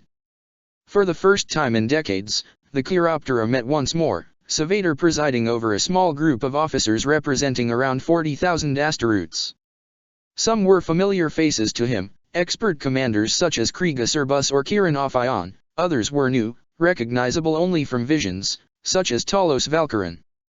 Together, the 7 commanders assessed the Legion's situation, and plotted out the next steps. All were powerful precognitives whose power had only increased after their father's death on the battlefield. Most often these visions were of the immediate future, though sometimes they were more far-reaching. Such knowledge came at a terrible cost, racking the legionary with terrible seizures which left them temporarily defenseless, and thus the most powerful were those who had learned to operate on instinct while in the grips of such a vision. The Chiroptera recognized the delicate state they were in. Without a Primarch, there would be none to represent their interest in the days ahead. Would the legions be allowed to remain independent after the treachery of so many? In addition, without Kurz, none would be able to release his sons from their sins, a fact which had not escaped the notice of many legionaries, who had already begun to paint their gauntlets crimson. Control would need to be asserted, and quickly, lest the legion tear itself apart from grief. After a night of deliberation, the Chiroptera determined the legion's future, and set about putting their vision into action. While the 8th mustered and reorganized, political officers known as arbiters were appointed to every company. Generally taken from the ranks of the chaplaincy, these Astaroths would later come to hold many roles, but for now, their task was to maintain order at any cost. While this took place, Savator met with Lorgar and Malkador the Sigillite, who both agreed with the first captain's suggestion of a grand funeral. Thus the Injin's sepultura was organized, the largest mourning event in recorded history. Though on par with the triumph of Olaner 2 decades before, no amount of ceremony could ever express just how much mankind had lost during the Leonine Heresy, how many lives and how much potential forever burnt to ash in the fires of the lion's ambition. Even the most stoic Astaroths shed tears during those days, weeping for their fallen comrades, and in the case of the Night Lords, for their fallen father. The climax of this grand event was the Cortege Dominus Nox, the 8th Legion's collective catharsis. Each and every legionary capable of walking unaided mustered outside the walls of the Imperial Palace, nearly 40,000 in total, and in grand procession, the sons of Conrad marched the hundreds of kilometers through the winding streets at the heart of the Imperium. Over the course of a week, the 8th passed across the width of the palace, past all the ruined walls, shattered bastions, and the literal mountains of the dead. In the midst of this procession was the stasis casket containing the earthly remains of their father, and each Astaroths took a turn in this most solemn of events. Though the scars of the siege were still evident everywhere they passed, the body of Kurz had been cleaned up, his armor repaired and his wounds hidden so that the stasis field would preserve him as he ought to be remembered. The sole exception was his blindfold, which Lorgar had sworn was not present when he discovered his brother's body, but few paid much attention to this seemingly insignificant detail at the time. The cortege came to an end as the bier was transferred outside the imperial crypt, where Kurz's surviving brothers would bear their brother to his final resting place at the summit of the Tower of Heroes. The Injin's sepultura came to an end with a final, dismal tolling of the bell of lost souls, and as it fell silent, the heresy had come to an end. With the past buried, only the future remained, a new age of the Imperium, an age of justice that the Night Lords were determined to make their mark upon. Years turned into decades as the 8th Legion gradually rebuilt itself. Through careful negotiation with both the word-bearers and the cult of the God Emperor, Konrad Kurz was commemorated as the primary martyr in the Church's festival calendar, his sacrifice ensuring that the common people would support the 8th, and by extensions, the other legions too. Such support would be sorely needed, for the Legion was bereft of a home world in the wake of the destruction of Nostramo near the end of the Leonine Heresy. The Night Lords thus were forced to become fleet-based in a manner similar to the days before they had been reunited with their Primarch. They took part in the scouring alongside the other legions, fighting under the command of War Master Lupercal and then Lorgar, winning fame and glory as the Imperium was finally cleansed of the traitorous taint which had persisted since the heresy. After the fall of the Saint upon the world of Thessala at the hands of Guilliman, command of the Vengeance fleets, of which the Night Lords were no small part, fell to Leman Russ, who oversaw the final transition out of the scouring. However, even with the traitors defeated, there was no peace to be found amongst the stars, for countless worlds still remained outside of Imperial control. Being fleet-based, it was relatively easy for the 8th to fall back into their old role of roaming the stars, seeking out new life and new civilization and incorporating them into the Imperium. Many, including the High Lords of Terra, believed the traitors to be destroyed forever, and left the 8th to their own devices so long as they continued to serve, but there were some who were not so optimistic. The visions of the Chiroptera foresaw a future in which there was only war, including conflict with fellow Astaroths, and the precognition of Savator in particular called him toward the galactic northwest. As the decades turned into centuries, and the Legion commanders died in battle and were replaced, many began to doubt the first captain, for his patrols in Segmentum Pacificus had not uncovered anything unusual. The Chiroptera began to squabble amongst themselves, and it was only through the intervention of Magistrate Talos Valkyrin that it did not escalate to open conflict. In exchange for resigning command of the Legion, Savator was freed from the normal chain of command, which was given over to Gender Skravuk, a Nostraman veteran of great skill. Alongside nearly 5,000 warriors, mostly veterans of the Leonine Heresy, the Prince of Crows departed from his brethren, journeying to Segmentum Obscurus while the rest of the Legion moved over to the more dangerous wilderness of Ultima Segmentum. Following the call of his visions, Savator's forces moved to establish a base upon the world of Kadaya, the closest habitable system near the vast warp storm known as the Eye of Terror. During the scouring, many traitors had fled into the inhospitable depths of the Eye, and Imperial forces had been quick to label them as destroyed, confident that nothing could survive inside. As a member of the Night Lords, Savader knew full well it was more than possible to survive within such a realm, and his visions only became stronger the more time he spent near the storm. The Night Lords quickly set up a base of operations upon a temperate world they named Kadaya Prime, purging its corrupted native population and extracting its resources to fuel their war effort. For 6 long centuries, the Prince of Crows suffered in the shadow of the Great Eye, constantly assailed by demonic whispers and doubts, forgotten by the rest of his brothers, who were occupied elsewhere fighting across Ultima Segmentum. The forces under his command were slowly whittled away in battles against orcs and pirates, occasionally assisted by forces from the Iron Hands or Space Wolves, the legions nearest to Kadaya. Recruitment was slow and ultimately declining, for there were few safe worlds to recruit from this close to the eye, and by the turn of the millennium, barely 1,000 Astaroths remained. Savader was now closing in on nearly 1,200 years of age, the oldest non-dreadnought Astaroths still in the Emperor's service, but no foe, including age, could stop the Prince of Crows from fulfilling his destiny. As M31 turned into M32, as the Imperium was busy celebrating the anniversary of the first millennium of the Emperor's rule, the Eye of Terror began to contort, vast etheric flares spasming in frenzied swirls. These stellar events were visible for hundreds of light years around, the warp ensuring that all would notice the portents of doom about to unfold. From the center of the eye, a vast fleet erupted from its Tartarian depths, an armada clad in black and led by a ship which no veteran of the Leonine Heresy could ever mistake or forget, the Eternal Crusader. However, as the traitor fleet began to push out through the safety of what would in later days come to be known as the Kadayan Gate, they soon found their presence was expected. Striking at the traitor's heart like a bolt of lightning came the battle barge Umbria Insidier, crewed by the 1st Company of the 8th Legion and led by the Prince of Crows in search of justice and vengeance. Scans showed these vessels to be now proclaiming themselves not as the Imperial Fists but as the Black Templars, but it was clear their ancient hatred had not abated. However, their raid quickly came to a grinding halt as their vessels became backed up attempting to exit the eye, for it was clear they had not anticipated a loyalist assault so early on. The Night Lords were vastly outnumbered, but they had already won, for news of the traitor's return had already been relayed out of system. Now it was just a matter of killing as many as possible before they finally fell. Dozens of lesser ships perished at the hands of the mighty Night Lord's battle barge, but no singular vessel could survive the weight of fire from a fleet of that size. Crippled and silenced, the Umbria Insidier was assaulted by boarding teams from the Eternal Crusader itself, but the battle had only just begun. Hundreds of 8th Legion Astaroths unleashed bloody murder within the halls of their flagship, killing and being killed in turn as they sought victory through every means possible. Soon only Savader remained, his visions now coming to an end as his Atramentor gave their lives to help him reach the location of the traitor commander. It had gone about as well as expected, Savader thought. A little talking, a little posturing, a dishonorable blow, and now there was nothing left but to murder each other.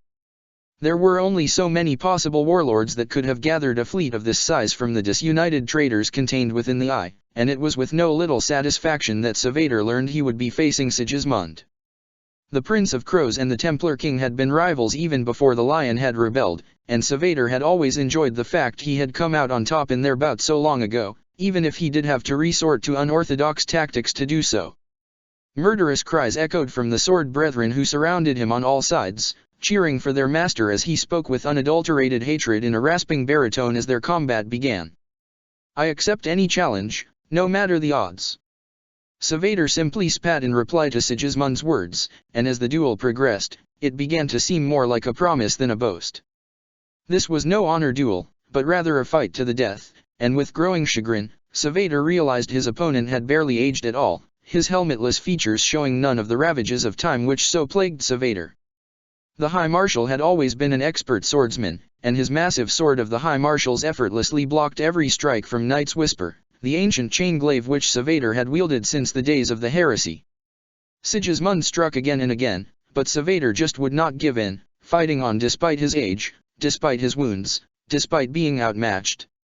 The Prince of Crows had become the condemned once more, his gauntlets stained with both the blood of Sigismund, as well as his own blood, which flowed freely from his many wounds. Red stained the High Marshal's tabard, obscuring its iconography, and it came off entirely with the sound of shredding fabric as the traitor drew a second sword, the dreaded Black Blade. Now wielding two swords, the Templar king pressed the offense, taking as many blows as his opponent who simply refused to die. His body a mangled mess, Savater was finally forced to his knees, his weapons shattered from lasting longer against Sigismund than anyone ever had before, or possibly ever would. The master of the Templars looked little better, impaled through the chest by his own blade in one final act of nostrum and mockery.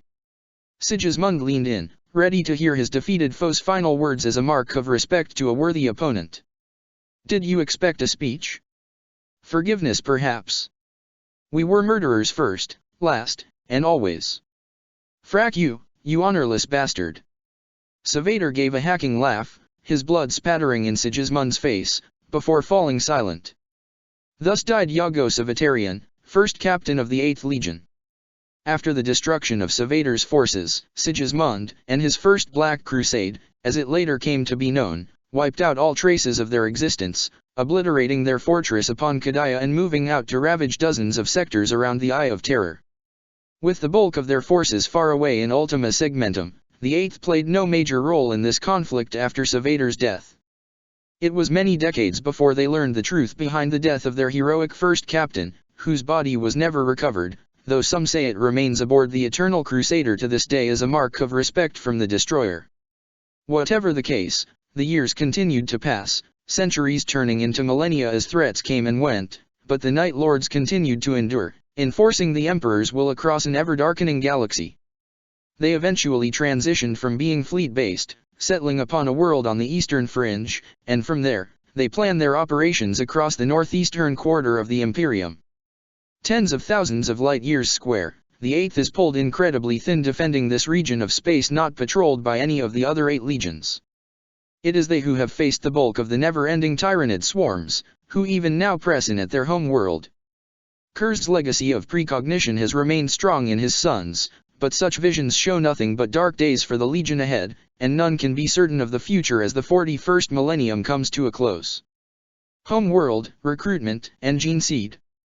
Little knowledge of the Night Lord's original homeworld of Nostramo still remains as of the 41st millennium, likely as a result of direct censorship from the 8th themselves. It is not difficult to see why the Legion most dedicated to enforcing law and order would seek to hide the details of how lawless Nostramo was, as well as conceal its ruin at the hands of a traitor Legion. Thus most Imperial archives show the 8th as being fleet-based all the way from the Great Crusade up until M34, where they settled upon the world of Prism, a world located east of the galactic core in the heart of Ultima Segmentum. The sole planet in the cosmolotl system, Prism itself is a rather unique world compared to other Legion home worlds. 3/4 of its surface is covered in thick jungle, and is deadly enough to be considered a death world in its own right. The remaining portion of the world consists of a dozen or so hives, containing the bulk of Prism's population, as well as the Legion's fortresses, vast Gothic structures which loom over the rest of the hive spires beneath them. Vast storm fronts constantly sweep across the planet, drenching the cities as well as encouraging exponential growth of the native plant life, which must constantly be pruned lest it overtake civilization. This endless struggle is likely intentional on the part of the 8th Legion, a lesson to make all aware of the constant tension between order and chaos, between law and anarchy. Only the Night Lords themselves dare to enter the heart of the jungle, to stride boldly through the darkness beneath the thick canopy as they hunt and train. Native tribes exist within the wilderness of Prism, wretched clans of cannibals and outlaws who have fled the hives to escape the watchful eye of the 8th, and so must be constantly hunted, for none may escape the long arm of the law. Prism's location allows the Night Lords to strike in any direction as they defend Ultima Segmentum, more specifically the northeastern portion of it. To the west, the Maelstrom and the Dominion of Storms form a hazardous wall separating them from the rest of the Imperium, while to the south, the Word-bearers of New Monarchia protect the southern flanks, leaving an entire quarter of the Imperium all the way out to the Ghoul Stars for the 8th alone to patrol. The Night Lords are thus spread incredibly thin, their vast fleets constantly roaming the stars attempting to put out the fires of anarchy before they can spread. Despite the vastness of the realm under their protection, the Night Lords recruit almost exclusively from Prism. This is not because they believe that hive worlds or death worlds produce tougher recruits, far from it. Rather, the 8th seeks aspirants who understand the nature of the constant struggle between law and disorder, a lesson which has been beaten into the citizenry of Prism like no other. The various patrol fleets rotate their zones of operation, ensuring that all will have a chance to recruit from the home world, though the more remote do on occasion recruit from the worlds they protect. The people of the hives of Prism are model imperial citizens, orderly and obedient. There has never been a recorded rebellion upon this world. Life outside of the hives is considered a death sentence, not only because of the jungles but also because the Legion itself constantly strives to maintain a just society, where any hint of rebellion is quickly snuffed out. This is not to say there is no freedom upon Prism. Every citizen is expected to know the entirety of the law, and is free to do as they please within the confines of the Lex Imperialis. These roles are specifically tied to the caste system, which ranges from laborer up to noble, and it is possible, though rare, to ascend castes. The inverse is not true, for demotion from one's caste is a frequent punishment for lawbreakers. The Sons of Kurs are the highest caste, for there are almost no arbits on Prism, but not even they are exempt from the law, though the rules which bind them are those of the Legion, not the codes of Prism. They maintain a constant vigil from their spires, using jump packs to leap between the hive spires as they respond to any disturbances while keeping a sharp eye out for potential recruits.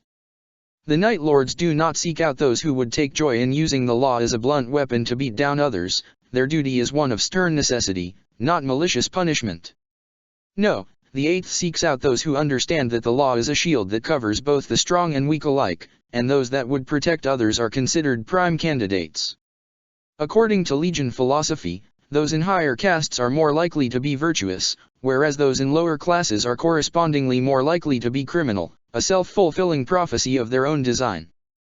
By M39, the Legion had begun to induct aspirants based on their background, the logical outgrowth of the caste system. It was believed that ancient families, who had no major criminal record, were those best suited to become legionaries. Recruits taken in this manner were still subjected to the typical trials faced by any Astaroth's aspirant, but those from higher castes were more likely to become officers. However, such families were few and far between, thus both in the name of justice and necessity, the Night Lords have continued to recruit from the lower castes. However, the prejudice inherent in their society has separated such officers from the line brothers under their command. The Eighth has become highly stratified, even going so far as to not allow line brothers to become officers. The highest rank they can rise to is veteran sergeant, for it is seen as a waste of time to attempt to retrain Astaroths to become officers.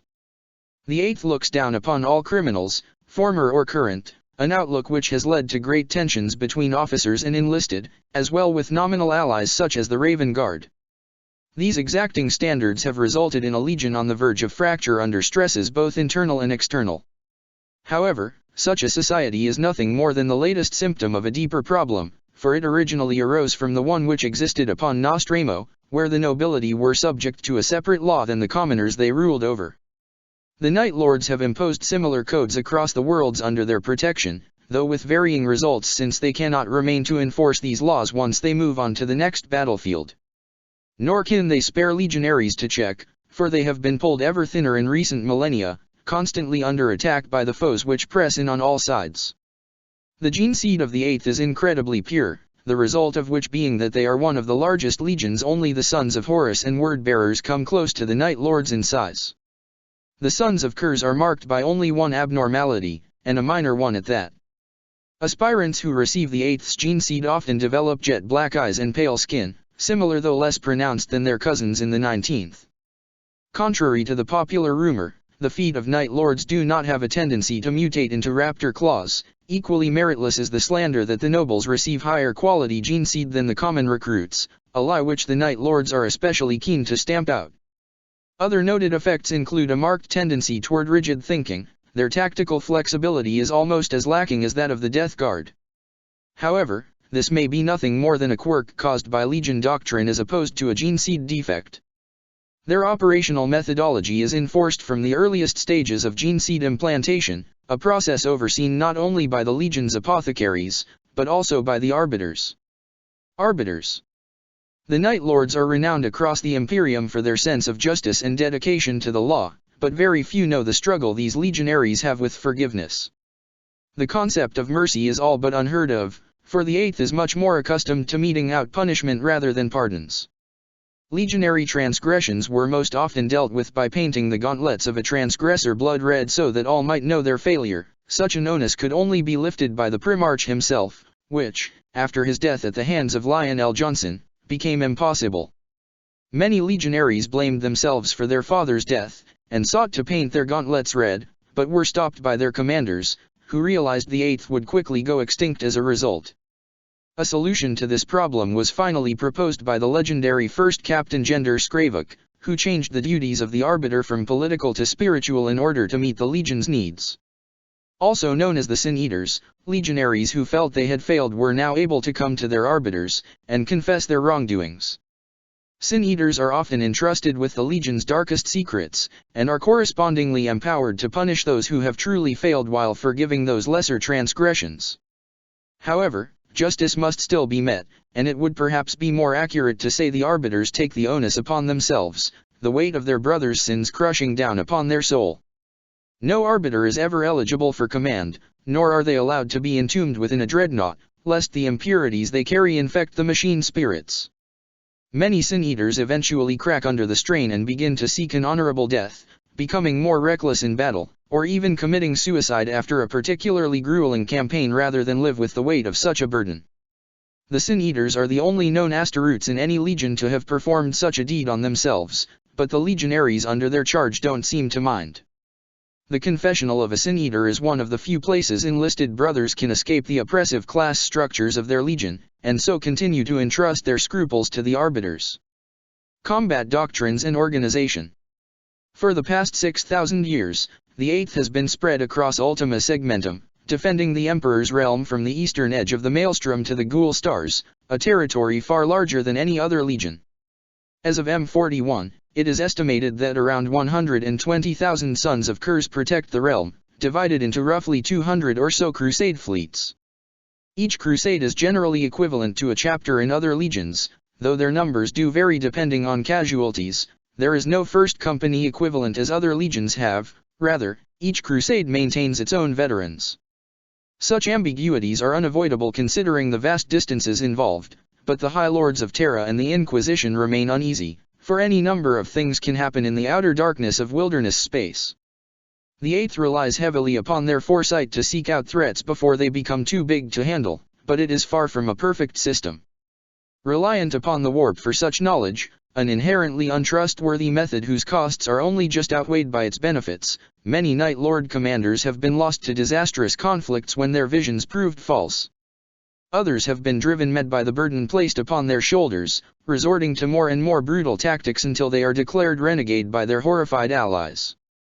Worst of all are those Night Lords who have been lost to the vile embrace of chaos, including those turned their backs upon the Emperor during the Leonine Heresy itself, as well as those chapters for whom the stress of upholding order in the 10 millennia since has led them to interpret the law in a far more savage manner.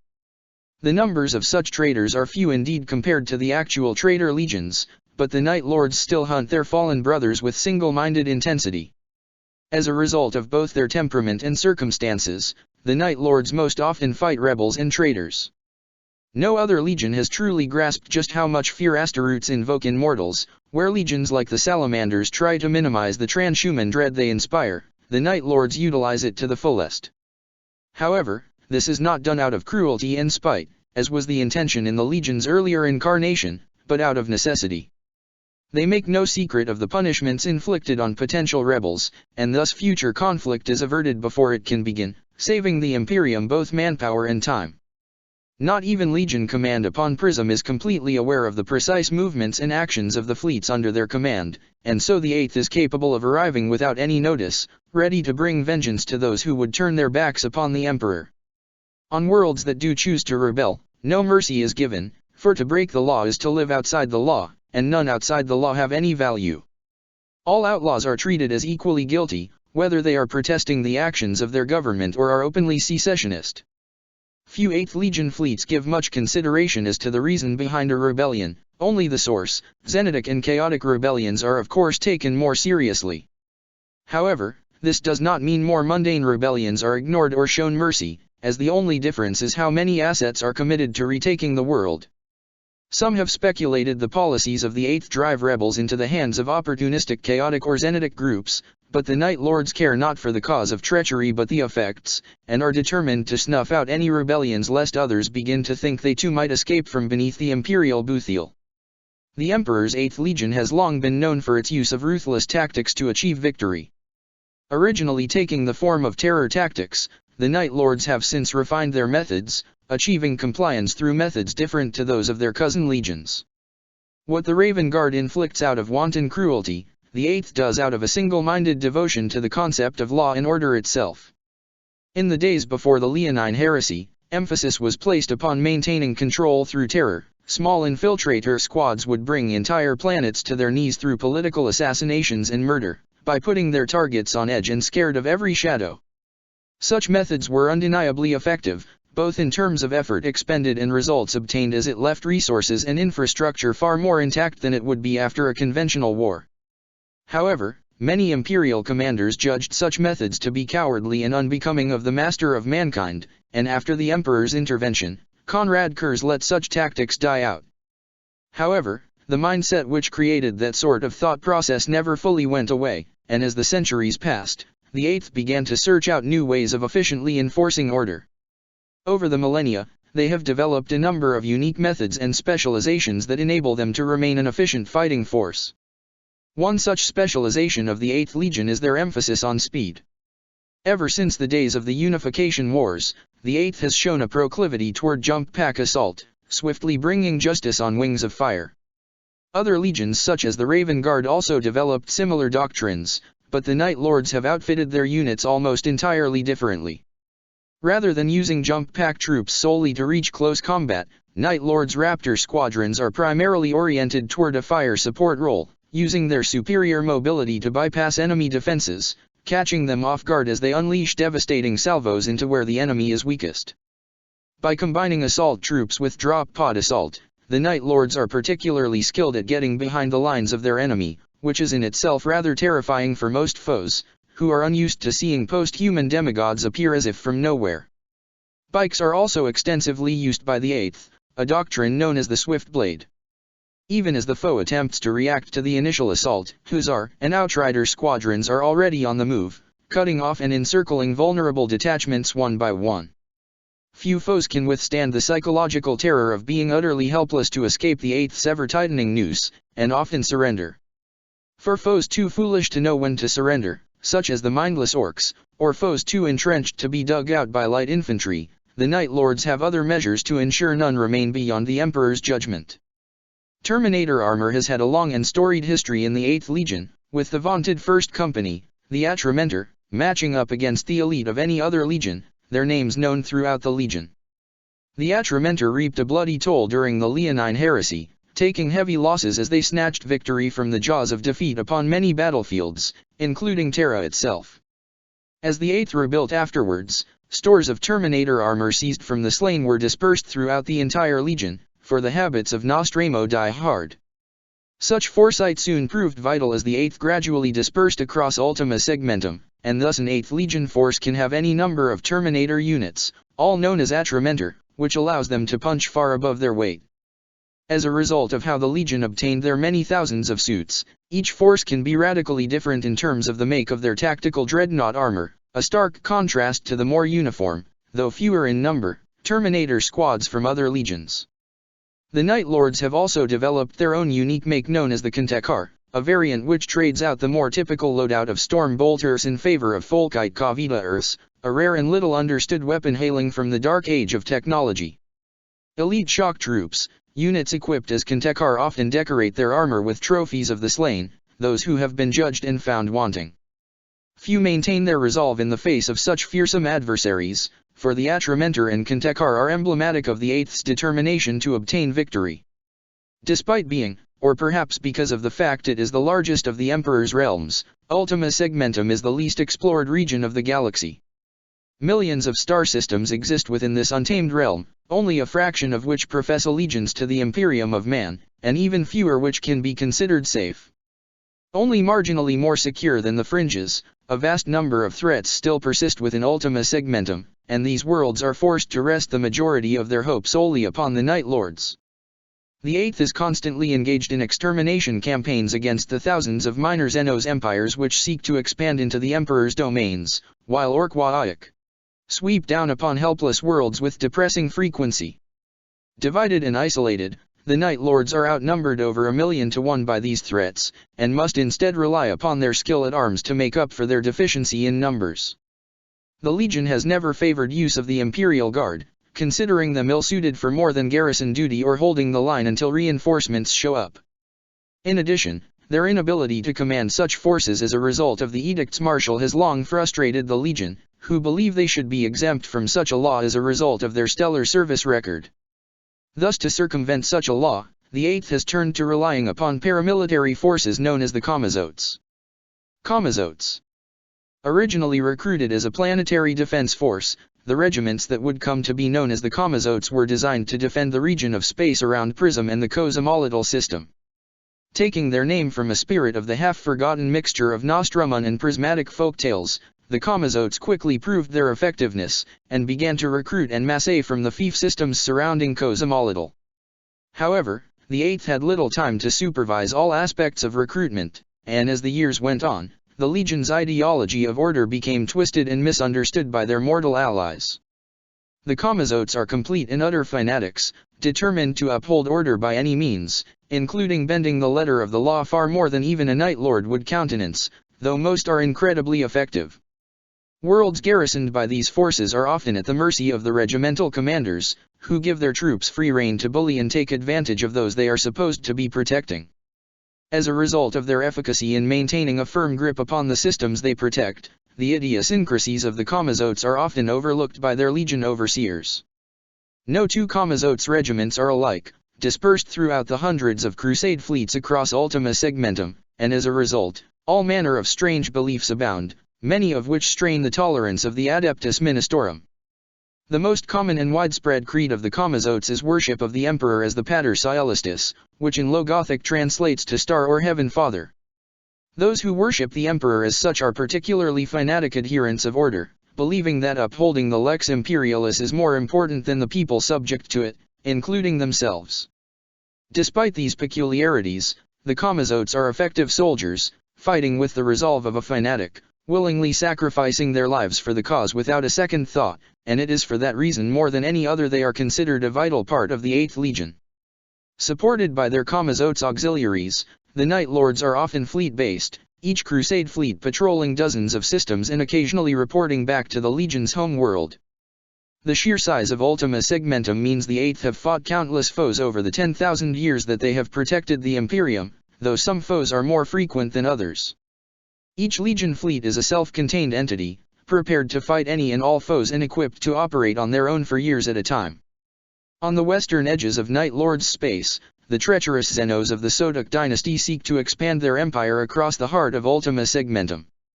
The Necrons remain a persistent foe for the Eighth, and seem to be on the offensive more and more as the 41st millennium comes to a close. The Eighth has battled many powerful Necron dynasties, including the Nekthist, the Mephirit, the Oriskar, and the Bone Kingdom of Drazak out beyond the Ghoul stars. Greenskins are also a constant nuisance, equally deadly though far more numerous. One particular campaign of note is even now underway as joint Legion operations with the Word-Bearers seek to topple the great tyrant of Jaga, whose advance threatens the vital forge world of Triplex Fel, a vital manufactory on the eastern fringe. The defense of Triplex Fel itself has become a point of pride for the Eighth, for they have maintained a close alliance with the Forge world ever since the days of the Leonine Heresy, where it was a hotly contested war zone during the Thrumas Crusade. Greenskin raiders continue to press ever closer toward Triplex Fel, but their threat is comparatively minor compared to that of a newer and more unexpected threat, the Tyranid swarms. In the early years of M41, as the galaxy had its eyes upon the Gothic sector and Sigismund the Destroyer's 12th Black Crusade, Imperial observer stations on the eastern fringe began to pick up movement in the intergalactic void, far beyond any settled region. Such findings were swiftly forgotten, filed away for Mechanicu's experts to analyze at some future date that would never come. Centuries later, dozens of worlds on the eastern fringe began to fall silent, and an investigation by Inquisitor Fidus Cryptman discovered the ocean world of Tyran Primus completely scoured of life, the only information being a data codex containing images of scythe-limbed aliens and swarms of monsters stripping the planet of all life.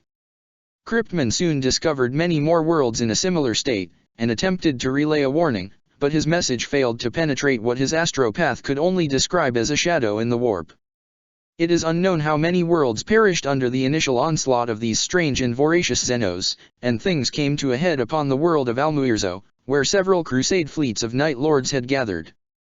Their prescience calling them to the Tentempi system, the nearly 3,000 Asteroutes of the 8th Legion were entirely unprepared for the foe which had come to lay waste to the Emperor's domain. As the legionaries waited, the librarians and psychers attached to the fleets began to experience terrible headaches, a psychic blindness that limited their connection to the Sea of Souls and inspired dread in all who felt it. Even as the 8th attempted to understand this phenomenon, the first organic bioships of what would subsequently be termed Hive Fleet Behemoth arrived in the system, their very presence altering the gravity of Almuirzo as they folded space itself. The Night Lords reacted swiftly, their vessels opening fire and killing 100 of these living vessels, but it was not enough. Tyranid ships beyond counting plowed through the Imperial defenses as though they were not there, heedless of losses as they swarmed over everything in their path. Upon Almuirzo itself, Asteroutes clashed with all manner of strange creatures, from teeming swarms to massive war beasts that seemed more like living battering rams than sentient individuals. Within a day, the 8th was forced into full retreat, having lost nearly 3,000 Asteroutes in one engagement. The Battle of Almuirzo was a humiliating loss for the sons of Conrad Kurz, a dire warning that they had been too complacent, too reliant upon their foresight, and when the survivors reached Prism, the Chiroptera swore to defeat this foe. The Legion commanders and senior scholars of the Adeptus Mechanicus set about analyzing the data gained from the catastrophic battle, all the while calling together almost the entirety of the 8th in order to meet this foe head-on. It was evident that Hive Fleet Behemoth was heading in a straight direction, and once sufficient forces had been gathered, the Night Lords struck. The might of nearly 60,000 Asteroutes, the largest such gathering in living memory, alongside hundreds of ships from Battlefleet Ultima, met the Tyranids head-on at the Mechanicus world of Doggle Helix. Now armed with all the data from Tyran to Almuirzo, and backed up by countless guns, the Imperium stopped the Hive fleet in its tracks, a grueling stalemate which was only broken due to the heroic sacrifice of the Emperor-class battleship Dominus Astra. In the midst of the grueling battle, the flagship detonated its warp drives in the heart of the enemy fleet, dragging the bulk of the bioships along with itself into the warp. The Tyranids seemed to lose cohesion after taking such catastrophic losses, and were soon smashed into dozens of splinters. The 8th lost nearly 20,000 Asteroutes in this engagement, including their Legion Master, but were hailed across the Imperium as heroes. However, victory proved to be fleeting, as the fragments of Hive Fleet Behemoth scattered across nearby worlds, now a new threat for the 8th to handle. Since then, these splinters have become Hive fleets in their own right, and entirely new Tyranid fleets have shown up. The latest of these, Hive Fleet Leviathan, was first detected in 996.M41, arriving from below the galactic plane to strike at many different sectors at once, a worrying and entirely new development that stands in contrast to the more straightforward approach of previous Hive fleets. Far from being mindless beasts, the Tyranids have proven an incredibly deadly foe, one that may well threaten the Imperium's existence as a whole. Observer stations and precognition both point toward a major assault upon Prism from Hive Fleet Leviathan in the near future, though the Night Lords are far less able to meet the Xenitic threat now than they were 2 centuries prior. Though the Legion most often fights rebels and Xenos, this does not mean they do not fight the forces of chaos as well. Warp threats such as the vile Ultramarines continue to spill out of the Maelstrom at unpredictable intervals, and a rivalry between the two legions has persisted since the days of the Leonine Heresy when the 8th was trapped within Ultramar alongside the Word-bearers. The foresight of the 8th has aided the 17th many times, foreseeing when the 13th might attempt to break out of their immaterial prison, and has helped maintain a close bond between the two loyal legions. The other traitor legions are fought infrequently, due to the distance between the Eye of Terror and Ultima Segmentum, but conflicts do erupt from time to time as the unpredictable nature of the warp means traitor and renegade warbands do occasionally arrive unexpectedly within Ultima Segmentum. Some of these assaults are intentional, such as the Black Crusades of Sigismund the Destroyer, who, despite leaving behind both his father and the title of Imperial Fists, seems to have maintained a grudge against the 8th. Most Black Crusade remain within Segmentum Obscurus or Segmentum Solar, for the Space Wolves are constantly vigilant against the traitors who seek to escape the eye, but some do manage to slip through. One such example of this was the 12th Black Crusade, where Sigismund's forces slipped far beyond their usual confines. 12th Black Crusade. Laying right on the border between Segmentum Obscurus and Ultima Segmentum, the strategically important Gothic sector housed vital naval assets, including the mysterious Blackstone fortresses, vast space stations that contained the firepower of entire fleets. The initial traitor assault was on the verge of stalling before an act of black treachery by one Captain Spire led the destroyer's forces to seize control of 4 out of the 6 stations. What were already powerful star forts proved to be far more deadly in the Averchosen's wicked hands, and were revealed as powerful weapons capable of destroying the stars themselves. For 20 long years, control of the Gothic sector hung in the balance as armies rushed to join in the conflict. Forces of the Space Wolves, Night Lords, and Iron Hands, alongside the might of Battlefleet Gothic and the Astra Militarum struggled against the armies of the Lost and the Damned, and many worlds burned beneath their rampage. Opportunistic Yildari raiders and Orcish freebooters plagued both sides, carrying out attacks seemingly at random, and the fate of the entire sector hung in the balance. The Imperium seemed on the verge of defeat when War Master Harkin of the 16th Legion perished at the hands of the destroyer himself, but from the darkness, hope rose anew. While the destroyer was occupied battling the War Master, Captain Imzet of the Sons of Horus led a daring raid that saw 4 Blackstone fortresses destroyed, forcing Sigismund to retreat back into the eye with what was left of his fleet and the remaining 2 Blackstone fortresses. However, victory had come at a high price, including the deaths of tens of thousands of loyal Astaroths that were desperately needed elsewhere, along with the near-total destruction of the Gothic naval yards, ensuring they would not be producing vessels for decades to come. Though the territory they protect is subject to random and sporadic raids from the various forces of chaos, the Night Lords' most abiding rivalry is with the Dark Angels. The 1st and 8th Legions have hated each other since the Thramas Crusade, and the Night Lords will never forget their father's death at the hands of the Lion. The Dark Angels are incredibly mysterious, managing to show up seemingly without warning, and even the legendary foresight of the 8th falters when attempting to scry their movements. Many plots and rebellions have been revealed to be instigated by the Sons of the Lion, mere distractions to cover their true mysterious intentions. One such instance occurred during the Nova Terra Interregnum, during the waning years of M34. From the lightless depths of the Ghoul stars, a star-spawned plague swept across the eastern edge of Ultima Segmentum, followed by multiple Xenos migrations. Information from this time is all but lost, even to the Inquisition, and the Night Lords themselves are disinclined to speak of these dark days, other than the cryptic claims of nightmare engines and that they had unmade that which cannot die. Whatever the case, the 8th lost tens of thousands of Astaroths, leaving them dangerously undermanned over the following decades. Far to the west, the Ur-Council of Nova Terra declared independence, and thousands of systems soon joined them, while the Imperial response was delayed due to heavy warp storm activity. Though the primary region of rebellion was far away from the territory of the 8th, the Legion Master at the time felt it vital that the 8th lend their aid lest the entirety of Segmentum Pacificus succeed in their rebellion. Only a few companies could be spared to make the long trip across the Imperium, for the rest of the Legion was kept busy with their usual wars, but not long after the Night Lords arrived, their precognitive instincts soon led them to discover that members of the First Legion were directly involved in the Ur-Council. Even as the religious wars of the Adeptus Ministorum claimed trillions of lives, a Night Lord's kill team struck at Nova Terra itself, and fought Griffane the Spearcast, voted lieutenant of the Fire Wing, along with several dozen of his infiltrator kin, experts all in covert warfare. The Dark Angels were either killed or forced to retreat, and the news that the traitor legions were involved quickly gained the attention of the 9 loyal legions, whose swift intervention helped bring an end to the Nova Terra Interregnum, though at a staggering cost in lives and resources. New grudges between the 1st and the 8th were sworn, and the 2 have remained bitter rivals ever since. The Night Lords have many connections throughout the Imperium as a result of how much territory they defend. The exact relations between the 8th and the organizations they fight alongside and defend vary from Crusade fleet to Crusade fleet, but the Inquisition believes it has a fairly good idea of how most groups view each other. As mentioned before, They are close with the word-bearers, and maintain decent relations with most legions save for the Alpha Legion, whose secretive nature means is distrusted by the 8th, for it is always impossible to tell whether or not the 20th are truly upholding order or chasing their own mysterious goals.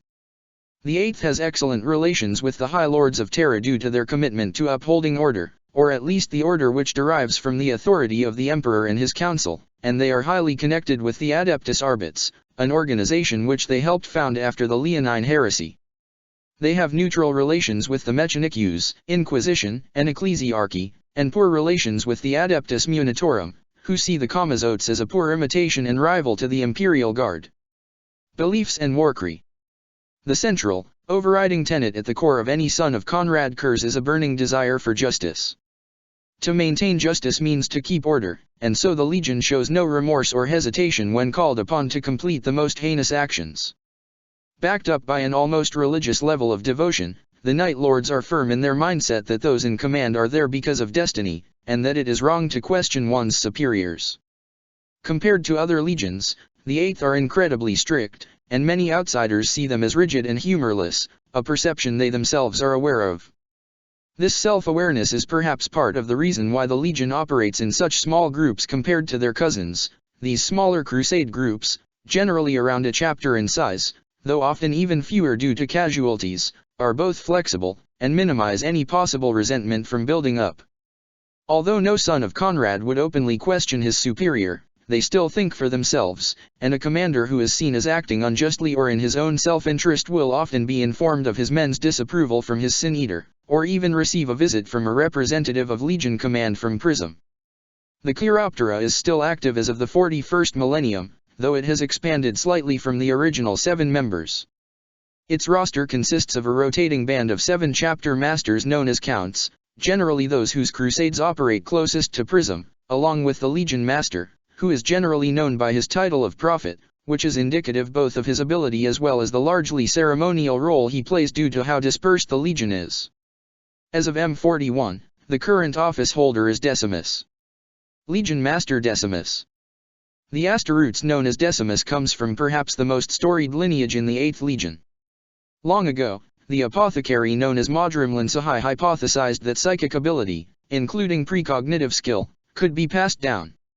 Such information would normally be useless to the Legion, for Asteroutes do not have children, but the Primus Medici was able to prove this held true for Gene Seed as well after studying and comparing genetic data he had somehow obtained from his Primarch and brothers.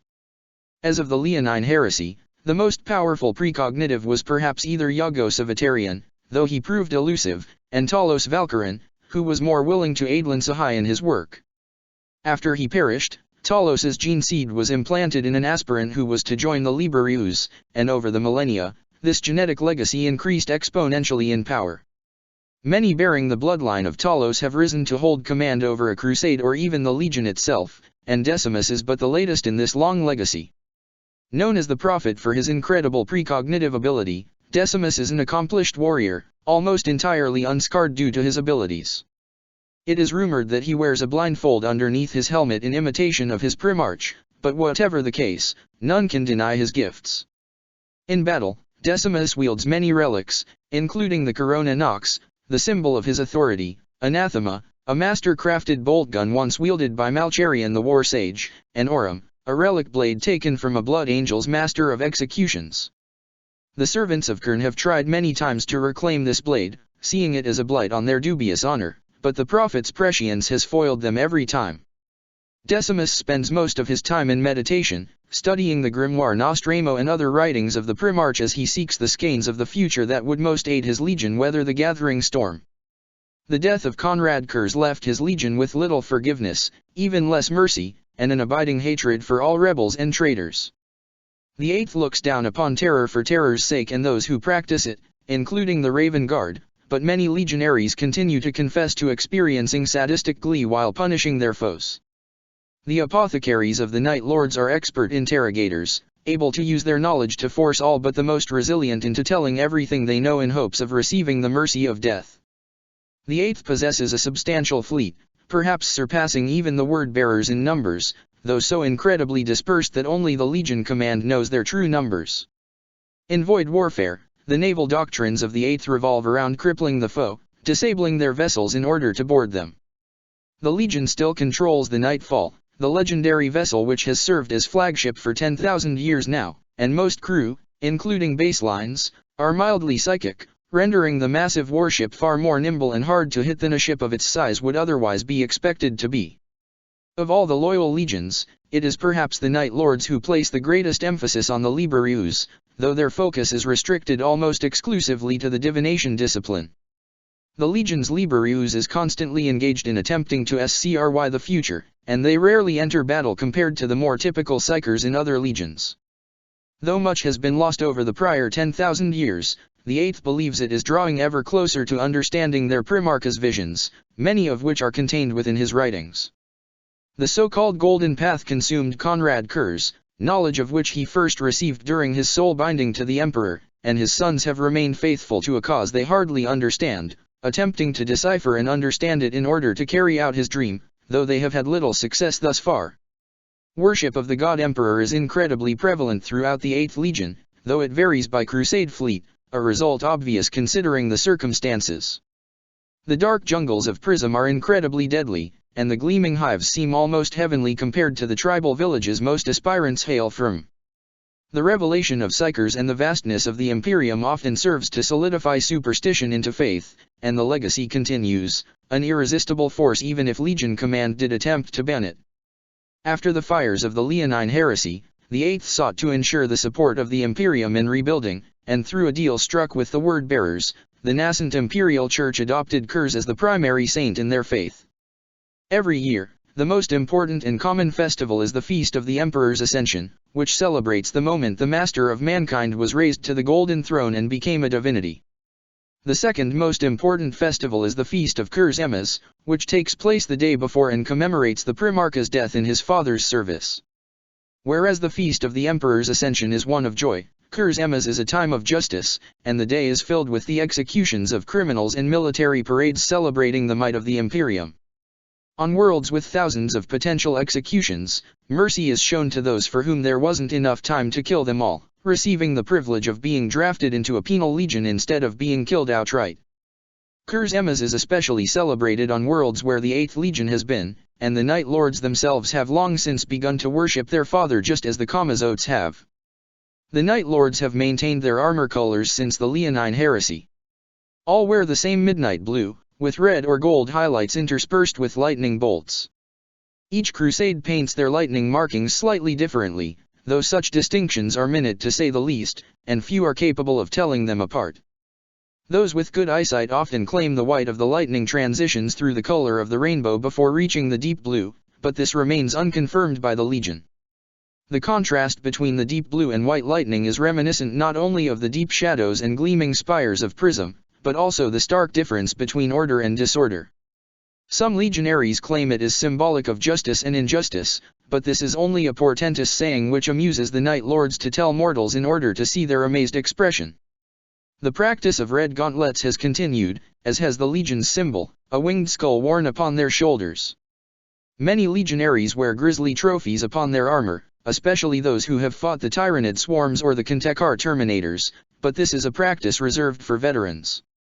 The Night Lords have two main war cries, generally intended to demoralize the foe, Ave Dominus Nox, which both commemorates their Primarch and asserts their mastery of the night, and We have come for you, which is intended solely to terrify. Prism, 999.m41. The prophet sat upon the floor of his chamber, unarmored with his legs crossed. The future had proven more elusive as of late, the warp storms clouding his visions just as they clouded the Immaterium. A few seconds before it was to occur, a new vision revealed his meditations were about to be disturbed by a knock, but the identity and purpose of this intrusion remained intriguingly opaque. The door opened, and Decimus frowned at the sight before him, the huge bulk of his Atramentor bodyguards filling his small personal chambers located within the highest spire of Prism's central hive. Forestalling his warrior's words with a curt gesture, the prophet stared into the eyes of the prisoner before him, a warrior wearing impossibly ancient robes and battle plate, ostensibly painted in the former colors matching the pitch black of the First Legion. The Astaroutes stared back at him, impassive yet somehow disdainful even despite being disarmed. Decimus attempted to speak, only to be cut off by the man before him. I am Merir Astlan of Terra, servant of the Master of Mankind. I come to you now, seeking aid, for the end draws near. The First Legion gathers, hidden from sight, and if allowed to proceed unchecked, will destroy reality as we know it. Decimus stared, dumbfounded by the man before him, before finally choking out an answer. You come bearing tall tales and the color of our ancient enemy. Even if I believed your tale, the tyrannid swarms press ever closer to the edges of the sector. My legion gathers to face this threat, and you expect me to give over my warriors to you on only your word. The man calling himself Astlan frowned back at him. I expect you to do your duty, just as your Gene father did. I met him once, and if he were here, he would tell you you cannot spend your existence waiting to see what the future brings, sometimes you have to live in the present. Now come, the Somnium stars await. Astlan gestured to the door, now hidden behind the towering Atramentor. The prophet looked back at him, hoping for some vision to confirm this man's words, but nothing seemed to come. For the first time that he could remember, Decimus realized he was actually unsure. Check the description for the links to the author.